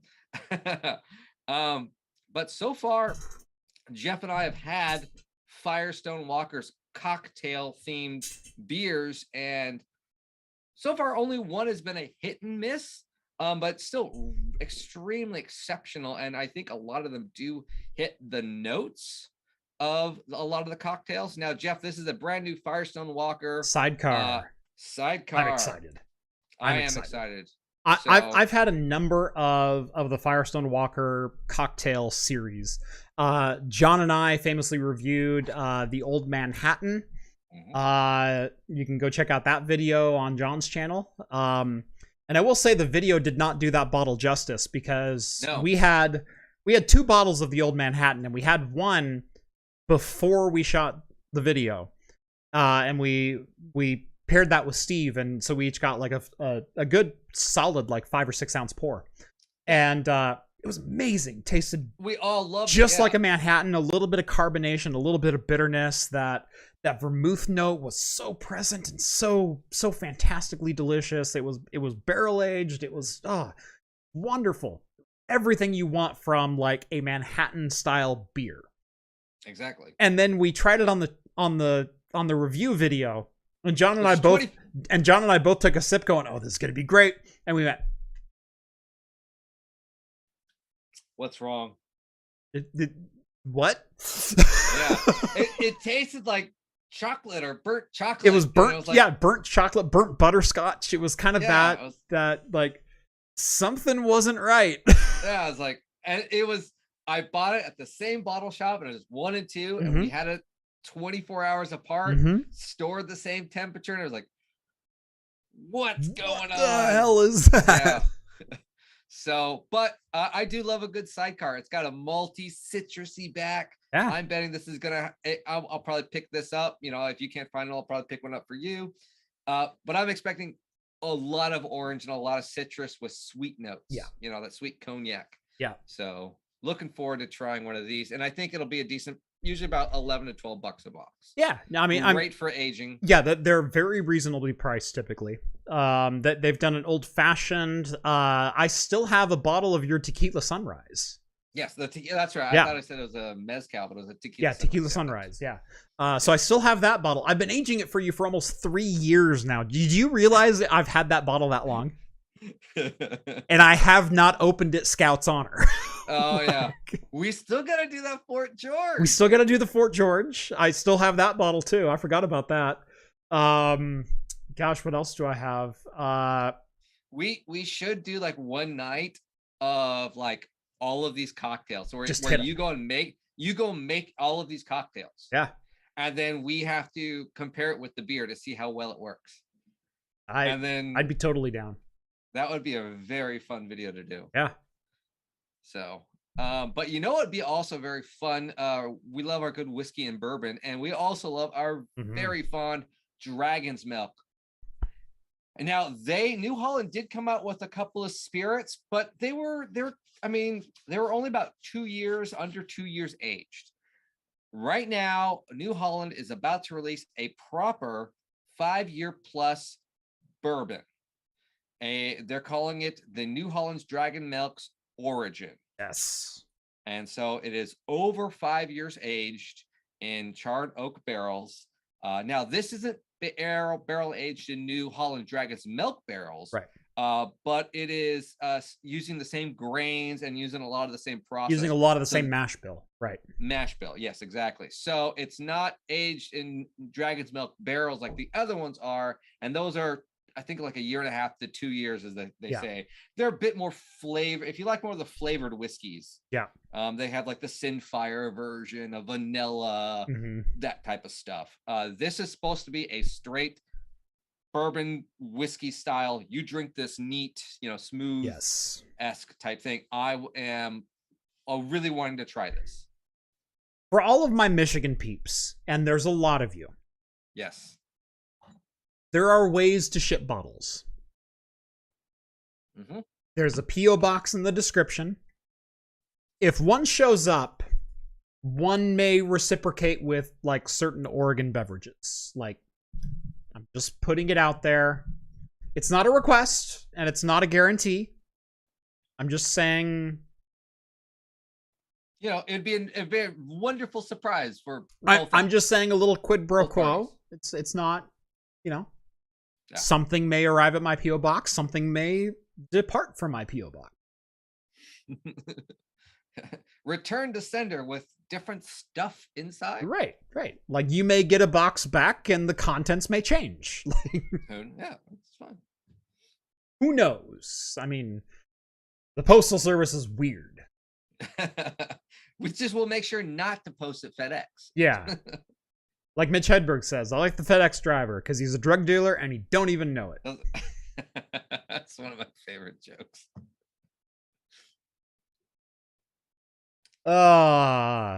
John. Well, we got some time. It is 9:40. You know what that means, Jeff? It's time for some Picard. That's right. Can I just say, I want to point out one thing. Is this not the most annoying intro in all of Star Trek? The opening song for Picard season 2 in particular. Oh, okay. Now season 1 was wonderful. It was 30 seconds. It was the little, piccolo kind of thing. I loved it. It was reminiscent of Picard's flute and whatnot. It's like, it was great. It was only 30 seconds. I didn't hate it. The new one is like 90 seconds long, and it's awful. I did make a note of when we were doing episode 1. I think I might have mentioned it, might not have, but I didn't, because I remember I forgot to print my notes out and I forgot it. But one of the notes was they changed the theme song. I don't know how I feel about it. It is so long. I'm the kind of person that when I binge watch a show, I hate the Netflix skip intro. I don't mind watching the intro because I feel like that's part of the experience most of the time. I feel like that kind of gets you into the mood because just like my videos, there's a reason I do a 6 or 7 second intro and then I flash my logo and you've got, it's part of the experience. It's part of the flow. Throw the hook in and everything like that. Yeah, it's part of the flow of what I'm trying to do with this medium. And I feel watching the intro for Futurama or Archer I feel like it's relevant to the experience of watching that show. Breaking Bad, and those are great because they're between 15 and 30 seconds and they set a tone and okay, I'm ready for this episode. Yeah. With Picard, they've been doing 6 or 7 minutes, and then all of a sudden there's and that's the problem. I think that's part of the problem. How Picard is being staged is they do the previously on Star Trek Picard, let's catch you up, and I don't mind those segments at all. That's fine. I think they're great. But then they'll drop you in and they'll do 6 minutes of prologue, and then they'll do a 90-second just visual, Yeah, I know. Well, generic. I guess because I mean, if you remember, all the other syndicated Star Treks were long intros, but I don't know, it just felt better. But it wasn't that artsiness. It was, here's the adventure that they're going on, and this is. But the old intros were only 30 seconds long. Were they not? TNG No. DS9 Voyager, those intros are between 30 and 40 seconds. Yeah, The but yeah, it's, Picard but something season about- 2 is 90 seconds long. It does feel It off. and drags so long. Because I remember enjoying the first season's intro, being like, okay, it's different, but I kind of like it. Yeah, it's very reminiscent. Right. This one, I don't know. I think the only part I like is I think the last 2 or 3 seconds where it kind of sounds like old Star Trek. You get a little bit of that orchestra and deep there's a brass little coming in. trumpety, yeah, there's some trumpets or something. And I was like, oh, I like that part. And that's every time I watch the intro, I'm like, I just like that part. Right. Yeah, it's too flowy. It's too. It's a completely different tone because this season of Picard is especially more intense. It's more anxiety ridden. It's and I don't know what's going to happen, and that's wonderful. And that's the thing too, is the old Star Treks, even the modern ones, every episode had the same thing. So it kind of kept with the theme of the show. Right. If you change the theme every season, it's like, wait, what you're changing how I perceive the show. Now I don't know where I'm at. Right. Yeah. So that aside, episode 6? We are 6 and 7. 6 and 7. Okay. Episode 6, episode 7. I don't remember one flowing into the other, but I do remember that this is they have to go into the gala. Episode 6 is they go into the gala. Is episode 6? Oh yeah. Oh, sorry. That's right. So yeah, they rescue Rios from ice in episode 5. They all kind of reconvene and they do a plan of attack for, we have to keep Rene Picard going on this mission. That's the whole point. And so they're going to this gala where they're presenting all the astronauts and photo ops and everything else. And Rene Picard is dealing with this deep anxiety of, I'm not good enough. I'll never be good enough. I won't make the right decision. They're counting on me and I'm going to blow it and everything else. Which I thought they did very well. Well, I did like the twist. I mean, it is very characteristic of the twist. So I did enjoy that. So essentially there's a watcher that Picard finds that looks just like his Romulan. Like Laris. Laris, yes. And she just takes him away. And that was the end of episode 5. And that's the beginning of episode 6, it's the two of them talking. And then Picard finally gains her trust, essentially. Because he says, my name is Jean-Luc Picard. Yeah. She's like, interesting. I have to protect a Picard. Right. I'm protecting your ancestor from. Yeah. Yes. And then he said, he goes on to say, she's having some issues with her therapist. And then Picard says something like, who's that voice? It sounds familiar. Can you expand the view? That son of a bitch. Yeah. And then, so we see that Q is her therapist. Yeah. And has been encouraging her, basically saying, yes, you are not good enough. Yeah. Basically encouraging all of her doubts, saying you need to probably rethink your life. Yes, explore those feelings more. Yeah. More and more. So the plan is they're all going to attend the gala, and they're going to try to infiltrate and get access to Renee and get her to not drop out in the 15 hours prior to quarantine in which she's locked in and has to launch, is the whole theory. However, in the meantime, Girardi's been hanging out with the Borg Queen. Well, the Borg Queen's been hanging out with Girardi. It's like an NSYNC album. Thank you. And then all of a sudden, no strings attached. Right. So the Borg Queen gets access to a local telephone network and calls in because there's weird sounds coming from the old Picard manor, and I'm scared, and someone's being hurt.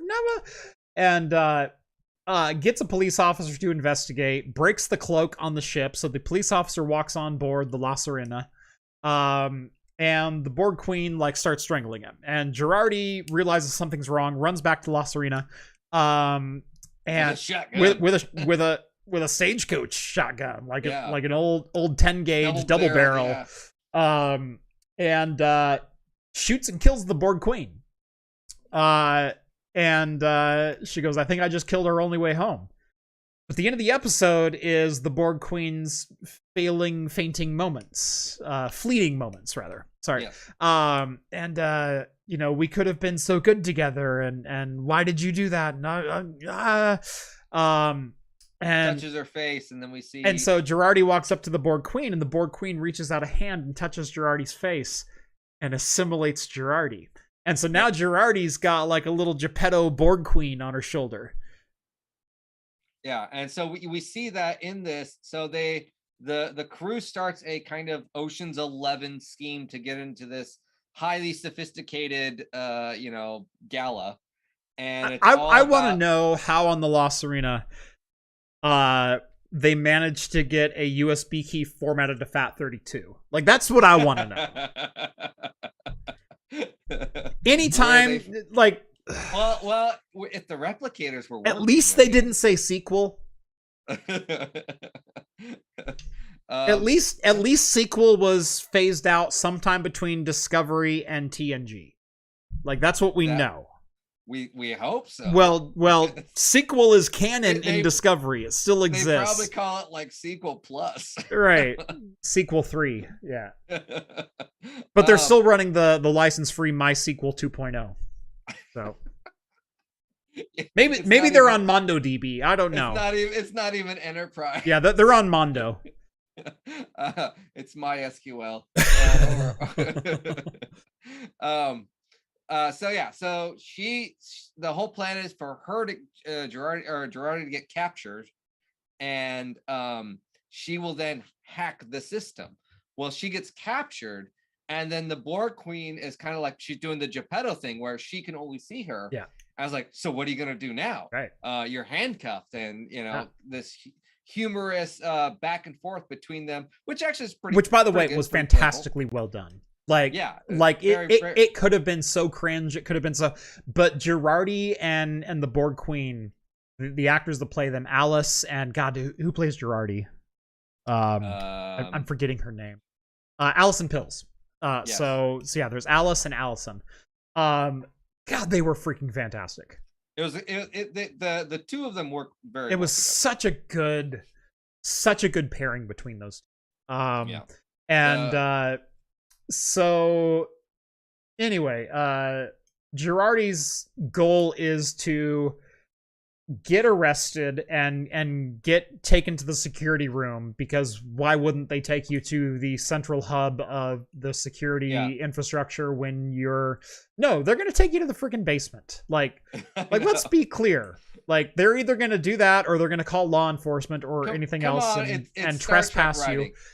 It is perfect Star Trek writing. It was Ocean's 12 writing at best. I know it was not very good. Right, but, when you find someone who's party crashing, you don't take them to your head of security in like the most secure room in the facility. No, you already know they're not supposed to be there. Don't take them deeper. Yeah. Whatever. It was all right, but so eventually she uses the Borg Queen to help her out, and then implants all of the data. The very last second, they have to do the whole, can you please? You're not a 72-year-old doctor. Yeah, please check that again. And last second, you see the screen fizzle out. Yeah. Tap, tap, tap. Yeah. I guess it's okay. Yeah. Obviously modern technology always has fizzy screens, and you tap it and it works. Right. Let's just blow into the USB. John, when's the last time you saw static on a screen? Well, I actually had not you. Sorry. Bad question for you in particular. Yeah. So anyway, they get access to the party. And Picard goes, something's wrong. I need to see Renee one-on-one. And so he's acting weird. Yeah. And so Renee's like doing shots of Jack at the bar and going like, I can't do this shit. Oh no, was it Rios that Rios first approached her doing Jack. No. Rios and Girardi had a little thing because Rios goes, I care about you, and so Girardi kissed him. And he's like, well, that was weird. But not Laris and Picard are watching Renee, and she's just slamming down whiskey at the bar. And he's like, is this normal? And she's like, well, it's not abnormal. And he's like, I need to go talk to her. So he starts approaching her. When who should show up but Adam Soong? Yes. Brent Spiner's going, you got any more of them Soong characters that can play? I know, basically. That is a strong genetic line, let me tell you. Anyway, so Soong approaches Picard because Q approached Soong and said, I have a problem. We have a common enemy that I need you to dispose of, shall we say. He's going to try to approach Renee, and you can't let him. You need to get in his way in any way possible. And so he's blocking him, and they're thanking Soong for his multi-million-dollar donation to the foundation and whatever else. And he gets ultimate access and is a VIP. Right, and they said, is there anything we can do for you tonight that would make your evening more special? Actually, you could. See that man over there? If you could like arrest him and get him up. And so security starts coming for Picard. So the Borg Queen kills the lights, and Girardi has her singing them. Yeah. So she distracts everyone because the Borg Queen takes over because in an act of desperation, they needed some form of distraction. So she says, let me take control of you. Yeah. I will distract everyone. Yeah. And then she does this big singing number, and then she kind of enjoys it. Yeah. She gets that endorphin rush, which is what the Borg Queen needs to take control of her psyche. Because during that, it was almost some form of weakness, and so the Borg Queen could dig deeper into her brain and psyche to take more control. Correct. And from there on, the Borg Queen had a higher percentage of control. Zachary says, hey man, if COBOL still exists for us now, I believe their ship can still format FAT32. Legacy support kept FAT32 into the 25th century. Yeah, it probably did. I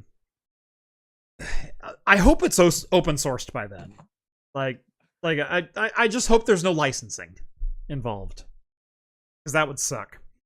Maybe someone is running a Raspberry Pi on an SD card. Totally could be. Yeah, with that ship, you never know. Well, you got to remember, this is the alternate future where that ship came from, so we don't know technically what tech they were using. Honestly, the corporation's probably one. It's probably some amalgamation of Windows and Java. Probably. It's actually probably just Windows 11. It's probably Solaris Windows 12. Well, weren't they calling for Cortana? Oh no, wait, I'm sorry, that was Halo. For those who didn't get the Solaris joke. Yeah. Okay, yeah. So then during the singing part, what was Renee Picard? Yes. Yeah, Renee walks into the hallway of a museum area where there's an old spaceship or a ship. Yeah. And Picard puts on a jacket of kind of an old security guard type of a deal, an usher or something, I believe, and kind of walks around and sees her and almost is I thought of it as kind of the groundskeeper role at the academy, to where, and I forget what the groundskeeper name was, in TNG and Voyager. No, Java died in 2047. Finally. Only ran on 38 billion devices. Well, that's what it still claims as of today still. And it probably will claim that back in that future. Yeah. So, so then he starts convincing her and does, the Picard words of wisdom. And she does the whole, oh, do you know me? And you seem like a very nice guy. And kind of does that. And so kind of convinces her to just go for it. Yeah. And she does. Yeah. So they're walking back. And this is at the time where Soong basically realizes he failed. So Soong takes his Tesla Model X, because why not? I was gonna say the Tesla. Yeah, got a little Tesla ad drop there. Soong takes his Tesla Model X and tries to run over Renee, and instead hits Picard, and Picard goes into a coma. Oh, well, Picard pushes away. Renee out of the way. So, yeah. So that's the end of episode 6. Is Picard's in a coma. And then episode 7 happens to where they take Picard and they're like, we can't go to a doctor. So what doctor do we know? Well, there's the one who doesn't ask questions. The one who doesn't ask questions. So they take him over to there and hook her up, and she tries to defibrillate Picard, and lo and behold, this is where these cyborg genetic little suddenly all the copper lines that replaced his neural net are interacting with the defibrillator. Maybe you had faulty equipment. I've used that machine 1,000 times and never once has it. And I love the like, you can't go in there right now. Why? You just can't. And then finally it's like, are you from outer space? And he goes, no, I'm from Chile, but I work in outer space. Which is a great callback to Star Trek 4, the best Star Trek movie. Which one? That would be the. Are you from outer space? No, I'm from Iowa. I just work in outer space. Yeah. Yes. The that's the whale one. Yeah. Yeah, the one with the whales. It's called The Voyage Home, John. Yeah, it's the whale one. It's the whale one. Yeah. The Klingon ship takes on the fishing company. Yeah. We're whalers on the moon. That's where it started. Although then it kind of showed you how small a Klingon ship actually is. Right. It's like, oh, that thing is tiny. Yeah. They weren't built for comfort. So then was it Gerard, not Girardi, but what's it, the Romulan girl, the non-Romulan not Laris girl. Not Laris, thank you. Uses a what is clearly a Romulan earpiece because it's pointed, and it's like, oh, okay, that's not a dead giveaway. I wonder how they did that. Yeah, I know. Oh, and it turns out not Laris is actually still Romulan. Yes, I know. That's later, but she uses this mind device and somehow back hacks it to go into Picard's dream, which is half the episode is about Picard's childhood and how he hates his dad, but his dad was actually protecting him because his mom was actually psycho, or had not psycho, but she just had trauma in her life, and then tried to protect her, but because Picard was a child. Which I thought this part of the story was very conflicting with the original series of Picard. I was like, this is a stretch.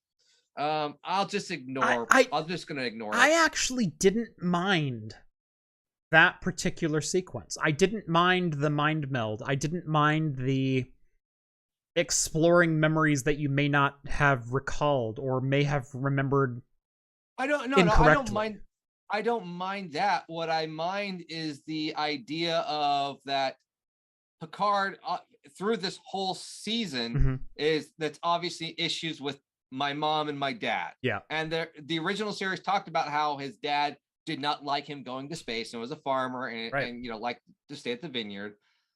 But now we know he was actually more of like a psychiatrist, not a I think that was a personification of. But he was wearing a Starfleet uniform. He was wearing, his dad was not Starfleet. I think he was picturing counselors that he's talked to who may have been Starfleet. But with his dad as the role player. And so I think there's a lot of layers to this whole psyche that we could break down. I'm not a psychiatrist myself, but I didn't mind any of those scenes because. But okay, Picard is also the youngest Picard, where there's an older brother. Where is the brother in all of these sequences? And so the mother then theoretically, the whole concept this season comes off as Picard's an only child. It just feels that way. Now they don't hint either way, but it just feels that way. I didn't necessarily get that either. What I got was that Picard felt very strongly for his mother. I get that, yeah. And wanted to Picard's help her the mom best loved he him. could. But his father was also trying to help his mother and his son the best he could. And sometimes mental illness takes many different states. Sometimes there's manipulation that you're not aware of. Sometimes you could misremember things or be on someone's side when they're very convincing.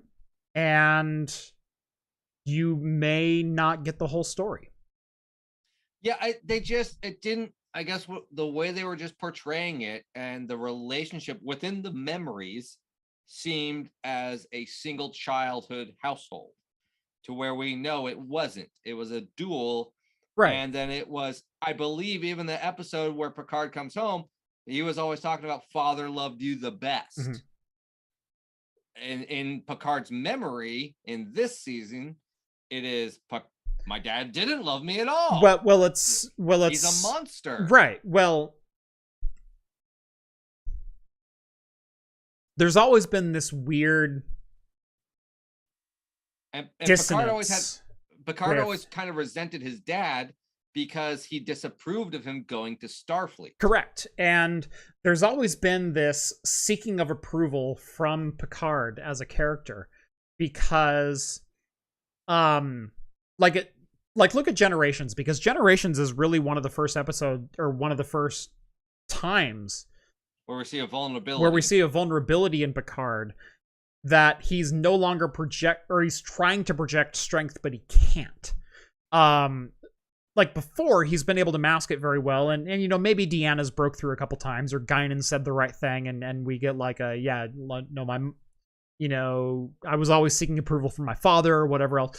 But in Generations, we see him talking to Troy, and he goes, I grew up hearing about the Picards who formed the first Martian colonies, and the Picard who did this, and the Picard who did that. And he goes, I've never been able to live up to that legacy. But here you have Picard, Jean-Luc, saying, I've never been able to live up to the Picard family name. And with what Picard's done, like, what else do you have to prove, man? Yeah. And so, like, we start to hear about that in Generations, and I feel like they're finally starting to re-explore that a little bit in Picard Season 2. With there's always been this thing that's haunting me. There's always been this thing that's like, my father disapproves of me, and my mother was the only one who loved me, and I have to save my mother. And then he finally finds out, well, my mother was mentally ill, and my father was trying to save her too.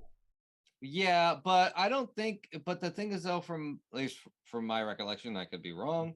I did not re-review the TNG to go back, so I'm just going off of memory. Right. But I believe it was the only reason the father got disappointed in him was when he was more of a teenager, wanted to go into space. Mm-hmm. Prior to that, he was the favorite child and loved by his father. Right.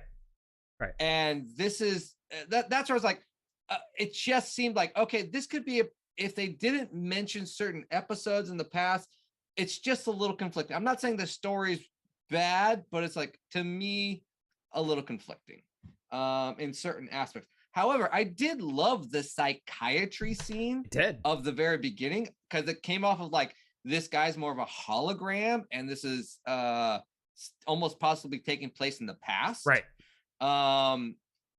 Because it kind of came off like he's a this almost in a hologram. This almost felt like either a hologram, or he's back in the Nexus, or this is a Q interrogation, or something. Like it was so reminiscent of some past episodes, but you can tell this is something a little bit fresh. There's a fresher wound right here. Yeah. And I thought, like, so far, I'm giving better marks to Picard Season 2 than I did to Season 1. The overall flow is so much better, where there's not as much lull or downtime or anything like that. We're still getting character development, and I love what they're doing. I actually turned to my wife this last week when we were watching episode 6, and I said, how in the world is Jerry Ryan taking a backseat to Allison Pills. How in the world is all of a sudden Girardi being this amazingly well-developed character over 7 of 9? Yeah. And they're doing it so well where I still care about 7 of 9, and I still really like Raffi, and Rios has been amazing this entire season. Rios, yeah, the Rios is one of the another. But all of the characters have like taken this next leap, and Girardi's taken 2, and especially, like I said, her interaction with the Borg Queen and the back and forth that's going on there. The Borg It's Queen been and amazing. Girardi is really good. I really enjoyed. That's been really good. I do have a critique though, and I really hope the next 3 episodes fix this because they only have 3 to go. Time. 4 to go. I know. 4 to go. 7, 8, 9, No. 10. We watched 7 last week. Did we do 7? So I yeah, thought that we're was doing 6. 7. No, we're talking about 7 right now. Where the he's in the dream sequence. That's 7. Okay. So we got 8, 9, and 10 left. Okay. There's been very. Oh yeah, little 7 was Q. monsters. Okay. Yeah, there's been very little Q. There has been. And with most Q episodes are very heavily Q because he's such a great character. You're still thinking like a human. There's been great glimpses of, well, that's interesting. Right. Like, why don't they expand on that? Come on. I think they're going to. Like I said, the storytelling and the overall arc of emotion and tempo and what have been so much better in season 2 than they were in season 1. So this is where I think that they have a redeeming point is, okay, so so eventually Picard gets out of his dream sequence and he kind of figures out himself. Yeah. And then realize he has to go back to Guinan, young Guinan. Yeah. And he sits there and kind of realizes this whole lesson is actually not about Picard like it usually is, where Q's trying to teach Picard a lesson. Yeah. It might actually be that Q needs help with something, and he needs to personally go through something, and he's asking for Picard's help. Let's make this lesson about Q. Let's turn the tables. This has always been about my failings. What about his failings? What about his issues that he's trying to work through? And you know, Picard said in episode 1, "You're not well." Like he's looking at Q and going, "What the is wrong with you?" You're acting different. You're acting like you're weird, irrational, unpredictable, and you're Q, for crying out loud. It's. But like I said, the storytelling and the tempo has been absolutely fantastic, and I find, unlike season 1, where it felt very episodic, it felt very old school TNG, where every episode gets a nice little bow, and you can take it or leave it. And yeah, there's some character building, but they come right back to square one in the next episode. Except for 8, 9, 10. Like that was a good progression, 8, 9, 10. This season, every episode leaves you with a little bit of a Breaking Bad feeling. Now, I'm not saying it's as good as Breaking Bad by any stretch of the imagination. I'm still like on a B- for Picard season 2, whereas I've always said Picard season 1 was like a C-. Yeah. But they're leaving me wanting to see where the story progresses to. And honestly, I have no idea where they're going to go. Whereas season 1, for better or for worse, it was fairly predictable. I've watched enough Star Trek to understand, oh, let's go see Riker and Troy. They're going to tell him this, and we're going to go here. I've already got it. Did you predict giant alien flowers stopping ships? Ooh. No, you didn't. I can't say I predicted it. Worst thing ever. Quickly wrap up on this part though. So then we'll go.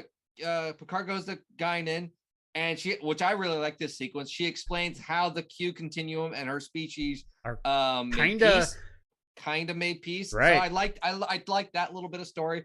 And there was a summoning essentially with this such a powerful elixir that it would summon the gods essentially, but she refused to call them gods. Yeah. So, and it didn't I can't work. give him that satisfaction. Yeah. And then for some reason, it didn't work. Right. Q's here, but he didn't come. And Q's always come. Why is Q not coming? It's never not worked, essentially. Mm-hmm. And then someone else walks in, which I thought was going to be a different Q. Right. That's what I thought too. That's how they were playing it. You were sitting there thinking like, oh, it's a different Q. Right. And then and it's like, we're closed, go away. And it's like, well, I'm celebrating, and you know, what would you recommend? And she goes to the bar and she goes, you're the kind of person who always ordered a bourbon when what you really want is a white wine. And he takes a sip and he goes, you know what? You're right. And so Guinan and Picard go back to talking, and it's kind of like this little intense, but you know, there's like something lingering, and I'm going, it's gonna be someone. It's gonna be another Q that snaps his fingers, and right. Like you're thinking that. I was so sitting there thinking that, and especially when he goes, "You guys read any good books lately? You know, I've always been into sci-fi myself, like the unexplained, and whatnot." And his tone and his timbre is exactly like John Delancey would deliver. And I'm going, he's gonna snap his fingers and he's gonna go, "This is still just a game to you, isn't it, Jean-Luc?" And you know, but then he goes, you know, I've seen some really interesting things. Like, how can you explain this? And he holds up a cell phone, and it's got an image of Picard materializing from the transporter in front of 10 forward. And they're like, you know, my cameras have been on the fritz forever, man. I've tried calling techs out, and well, that's really interesting because I have a different theory. And all of a sudden, 30 SWAT team run through the door. Yeah. What is this? Law enforcement. And so Q and Guinan are arrested at the end of episode 7. Q and Guinan are at the end of it, and then they find out that Girardi is going around to bars, busting up windows to increase their endorphins because the Borg to speed up the assimilation process is trying to experience things with Girardi to get her endorphins going, kind of some pleasure nodes, and then to assimilate her, which then theoretically could start assimilating other people. And then now we're back to the Borg could take over the planet. So we just unleashed the Borg Queen in Los Angeles in 2024 before humanity can protect itself from this. We came here to save the future. We might have just doomed it. Which is that you always knew that was going to eventually be a subplot. Yeah. The Queen is going to get loose. I didn't expect Girardi to be the vessel for it. I already know what's going to happen. All right. Prediction right here. Okay, give me a prediction. Give me what you think. All right, here's what's going to happen. They're not going to be able to hold the Borg Queen. Borg Queen's going to start assimilating the planet.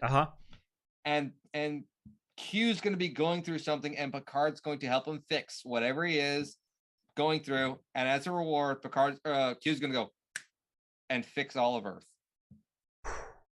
That's the reward everyone gets. Q gets a redemption arc? Yep. Oh. Well, he's done it before. To where when he didn't have powers and then he helped save that planet. It's true. So he's known to do that. And he's going to go to Jean-Luc. Thank you for helping me. I'm just going to fix the mess that you made. Boom. Ooh. Snap. And that's the end of the episode. Boy, I'm not sure. I honestly, if they did something, that's typical Q. Yeah. And I'm like, I'm fine with that. I'm kind of fine with that. But it leads back to Jean-Luc, the trial never ends. True. And so why would all of a sudden Q be like, yeah, it was all a sham? But wait a second. With that line, why is now the trial about Q? I don't think it is. I think Jean-Luc is trying to spin it to go, why am I constantly on trial? Let's look at you and your misdeeds and your misgivings and your insecurity and your savage childlike behavior. And so this is on Guinan's advice, trying to flip the script on Q. But remember, this is still Q just playing games. And so I don't necessarily think Q gets a redemption. I don't know. That's if I had to call a prediction. Okay. Boy. I'm kind of with you on because there's a fan theory going around. Let me tie in a fan theory / conspiracy theory with, like, let's tie together the end of the series. Okay. There was speculation from the very beginning that the Borg Queen that appears on the bridge of the Stargazer in episode 1 is Girardi. Okay, that's one of the theories. It was either Picard's mom or Girardi, and I don't think Picard's mom's got the cojones. Yeah, that's the new Borg Queen, because they've been hinting at that. Because at one point, the Borg Queen said, "Look up" to Picard, which was something only Picard would have known, but only would have given in conversation to some very trusted people, or given up as Locutus. But again, who knows? Okay, I think Girardi succeeds at assimilating Earth. I think as a concession to Picard's revelations about Q, that Picard will try to help Q in whatever trials he's facing. And as a reward, Q will return Picard back to his continuum, his space, his reality. But the Girardi arc still exists because the Girardi arc is what preempted Q intervening and saving Picard from death and transporting him to the alternate reality. So I think Girardi actually is the Borg Queen in episode 1, and it's going to loop back on itself.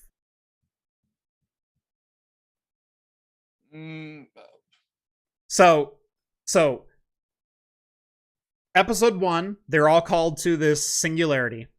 The Borg Queen transports onto the ship, who we think is Girardi. Okay. The Borg Queen takes over the ship.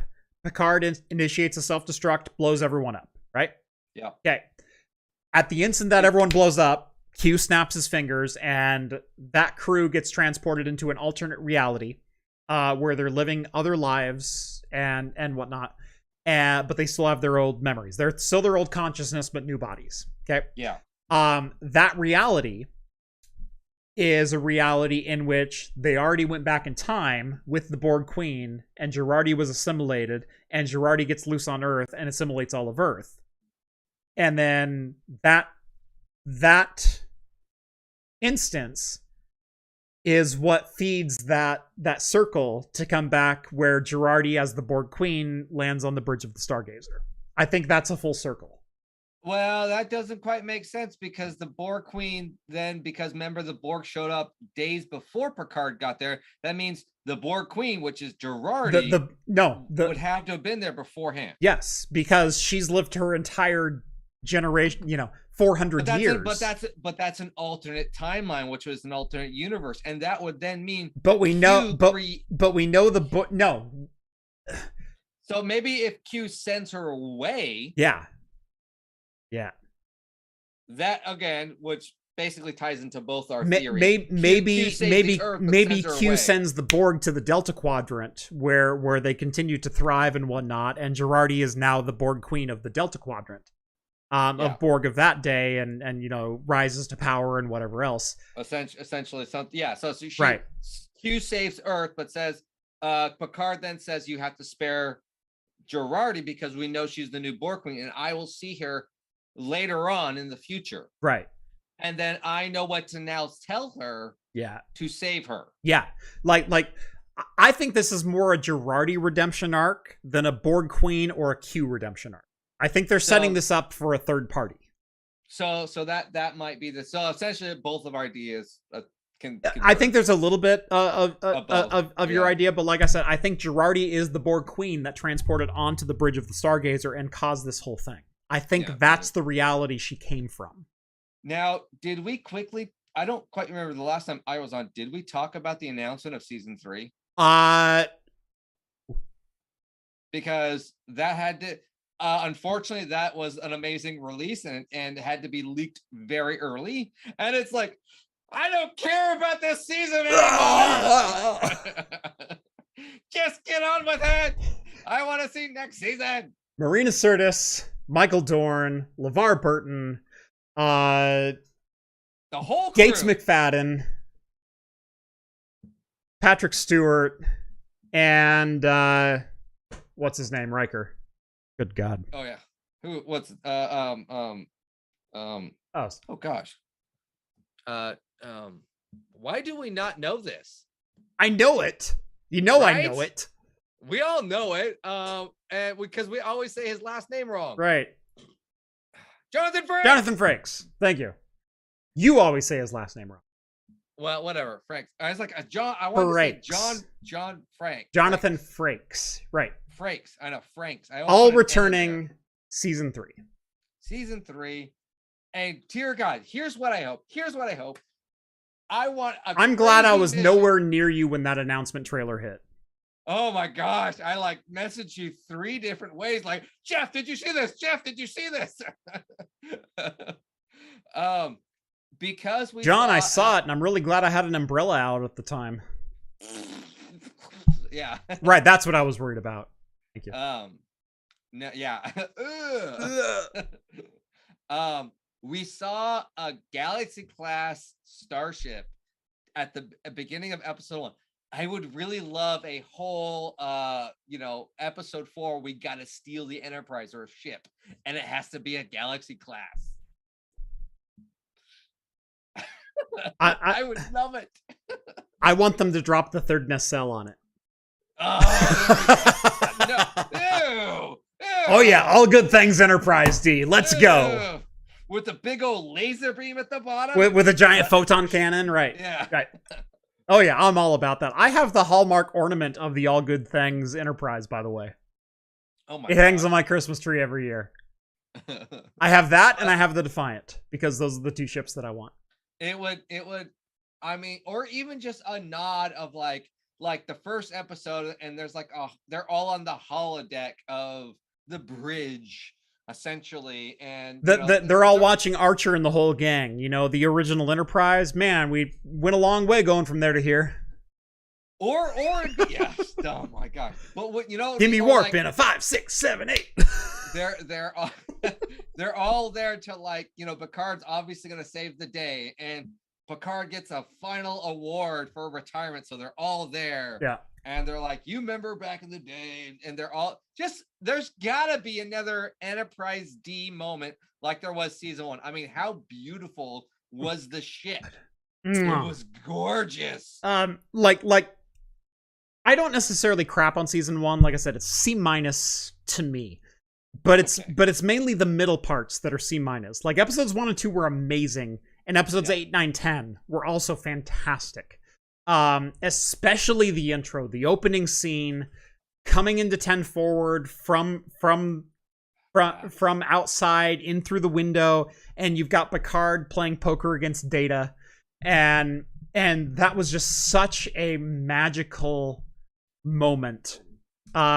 I don't even care that it was a dream sequence. It was just so beautiful. That's what I'm saying. And then the ending dream sequence with Data, where Data says, my subconscious is being held captive essentially, and my quest for humanity cannot be fulfilled in this current state. And Picard goes, you want to die?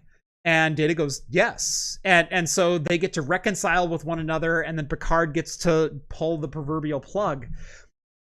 That was such a beautiful bookend to like a mediocre season. And like I said, I don't hate season 1, but there could have been so much more in the center of it. But 5 episodes were fantastic. And I'm feeling so much better about season 2, where it's such better pacing and better storytelling. But I will still say that CBS, if they want to continue on this Star Trek road, and I think we'll leave with this, if they want to continue doing Star Trek as a subscription-only service type video, like this is our white whale, the one with the whales. This is our whale that we want to carry Paramount Plus subscriptions and so on and so forth. They need to stop thinking of it like a TV show. And what I mean by that is Star Trek Picard has a 42-minute runtime. And for better or for worse, every single episode is 42 minutes long. I can watch Roadkill, which goes between 28 and 57 minutes long, because that's how long they have to tell the story, and that's what the story requires. And if they stopped thinking about this as, we need to fill 60 minutes of airtime with 18 minutes of commercials, and this is a 42-minute long... If they just went, you know what, we're just going to tell a good story. And this is the story that we want to tell, and it can be as short or as long in the episodes as we need it to be. because we can put the commercial breaks wherever the hell we want. We're not at the whim of traditional media anymore. Yeah. If they accepted that as a concept, I think they could do so much better of a job at pacing with series like this, with series like Discovery and Strange New Worlds and Star Trek Picard. Well, yeah, I just hope I wouldn't mind even a new series that these are all turning out to be more movie-esque overarching stories. Yeah, large miniseries. And I wouldn't mind something a bit more Lower Deck-esque of every episode. A little bit looser. Give me one series that is a bit more episodic of the adventure style. It is just for nostalgia's sake and because it's going to get me hooked. I don't need 17 episodes of Star Trek Discovery, which are all just one big movie that's just one CSI horribly written mess, which just has been Star Trek Discovery. Yeah, I like it. Well, that's what the best part of Lower Decks is. It is just randomness. It's like, this is great. There's a little tie-in back. No, Q, I don't have time for your bullshit today. Yeah. Come on, Mariner. But there's no overarching story in. There's a couple overarching threads. But there's aspects, but every episode I can watch individually. Jax comes back from the dead and the whole like, oh yeah, bridge crew's doing that all the time. But you're not supposed to ask him about it. Weren't you dead? Turbo lift stop. But the thing is, though, if you know Star Trek in general, I could just watch that episode. I'd be fine with it because so great. I get it. I totally get it. Yeah. And I want something a bit more like that. I mean, even just like 2-part episodes. Dude, every episode's a 2-parter. Then I don't care. But maybe give me a new series like that. Yes. So I agree. If you agree, make sure to hit that thumbs up button. Subscribe to Craft Computing if you haven't done so already. If you like the beer content on this channel, make sure to subscribe to Hops and Brews. Recent member of the 2000 subscriber club and still technically alive. Yes. 201 beers in a row. With no food in between. And for anyone who says he faked it, you don't know John like I do. That's right. John will do things just to piss you off in spite of yourself. Like there is no more vindictive or I told you so personality I've ever met in my life than Mr. Hops and Brews to my left. So, give him his due. 201 beers in a row. Most I've ever done is like 12. And we know how that turned out. I don't even remember the middle of it. Was here and ended at my hotel room 2 miles away. I made it to my hotel room. I opened the door on the first try and I passed out on the floor. That's all I know. That's all you're gonna know too. Anyway, thank you all so much for watching. Join us on Talking Heads every Wednesday night at 8 p.m. Pacific time for the latest in beer and tech news right here on Craft Computing. Catch us out on the podcast over on Anchor.fm or wherever your favorite podcasts are found, even the crappy ones. You can find us there too. And as always, we will see you next week.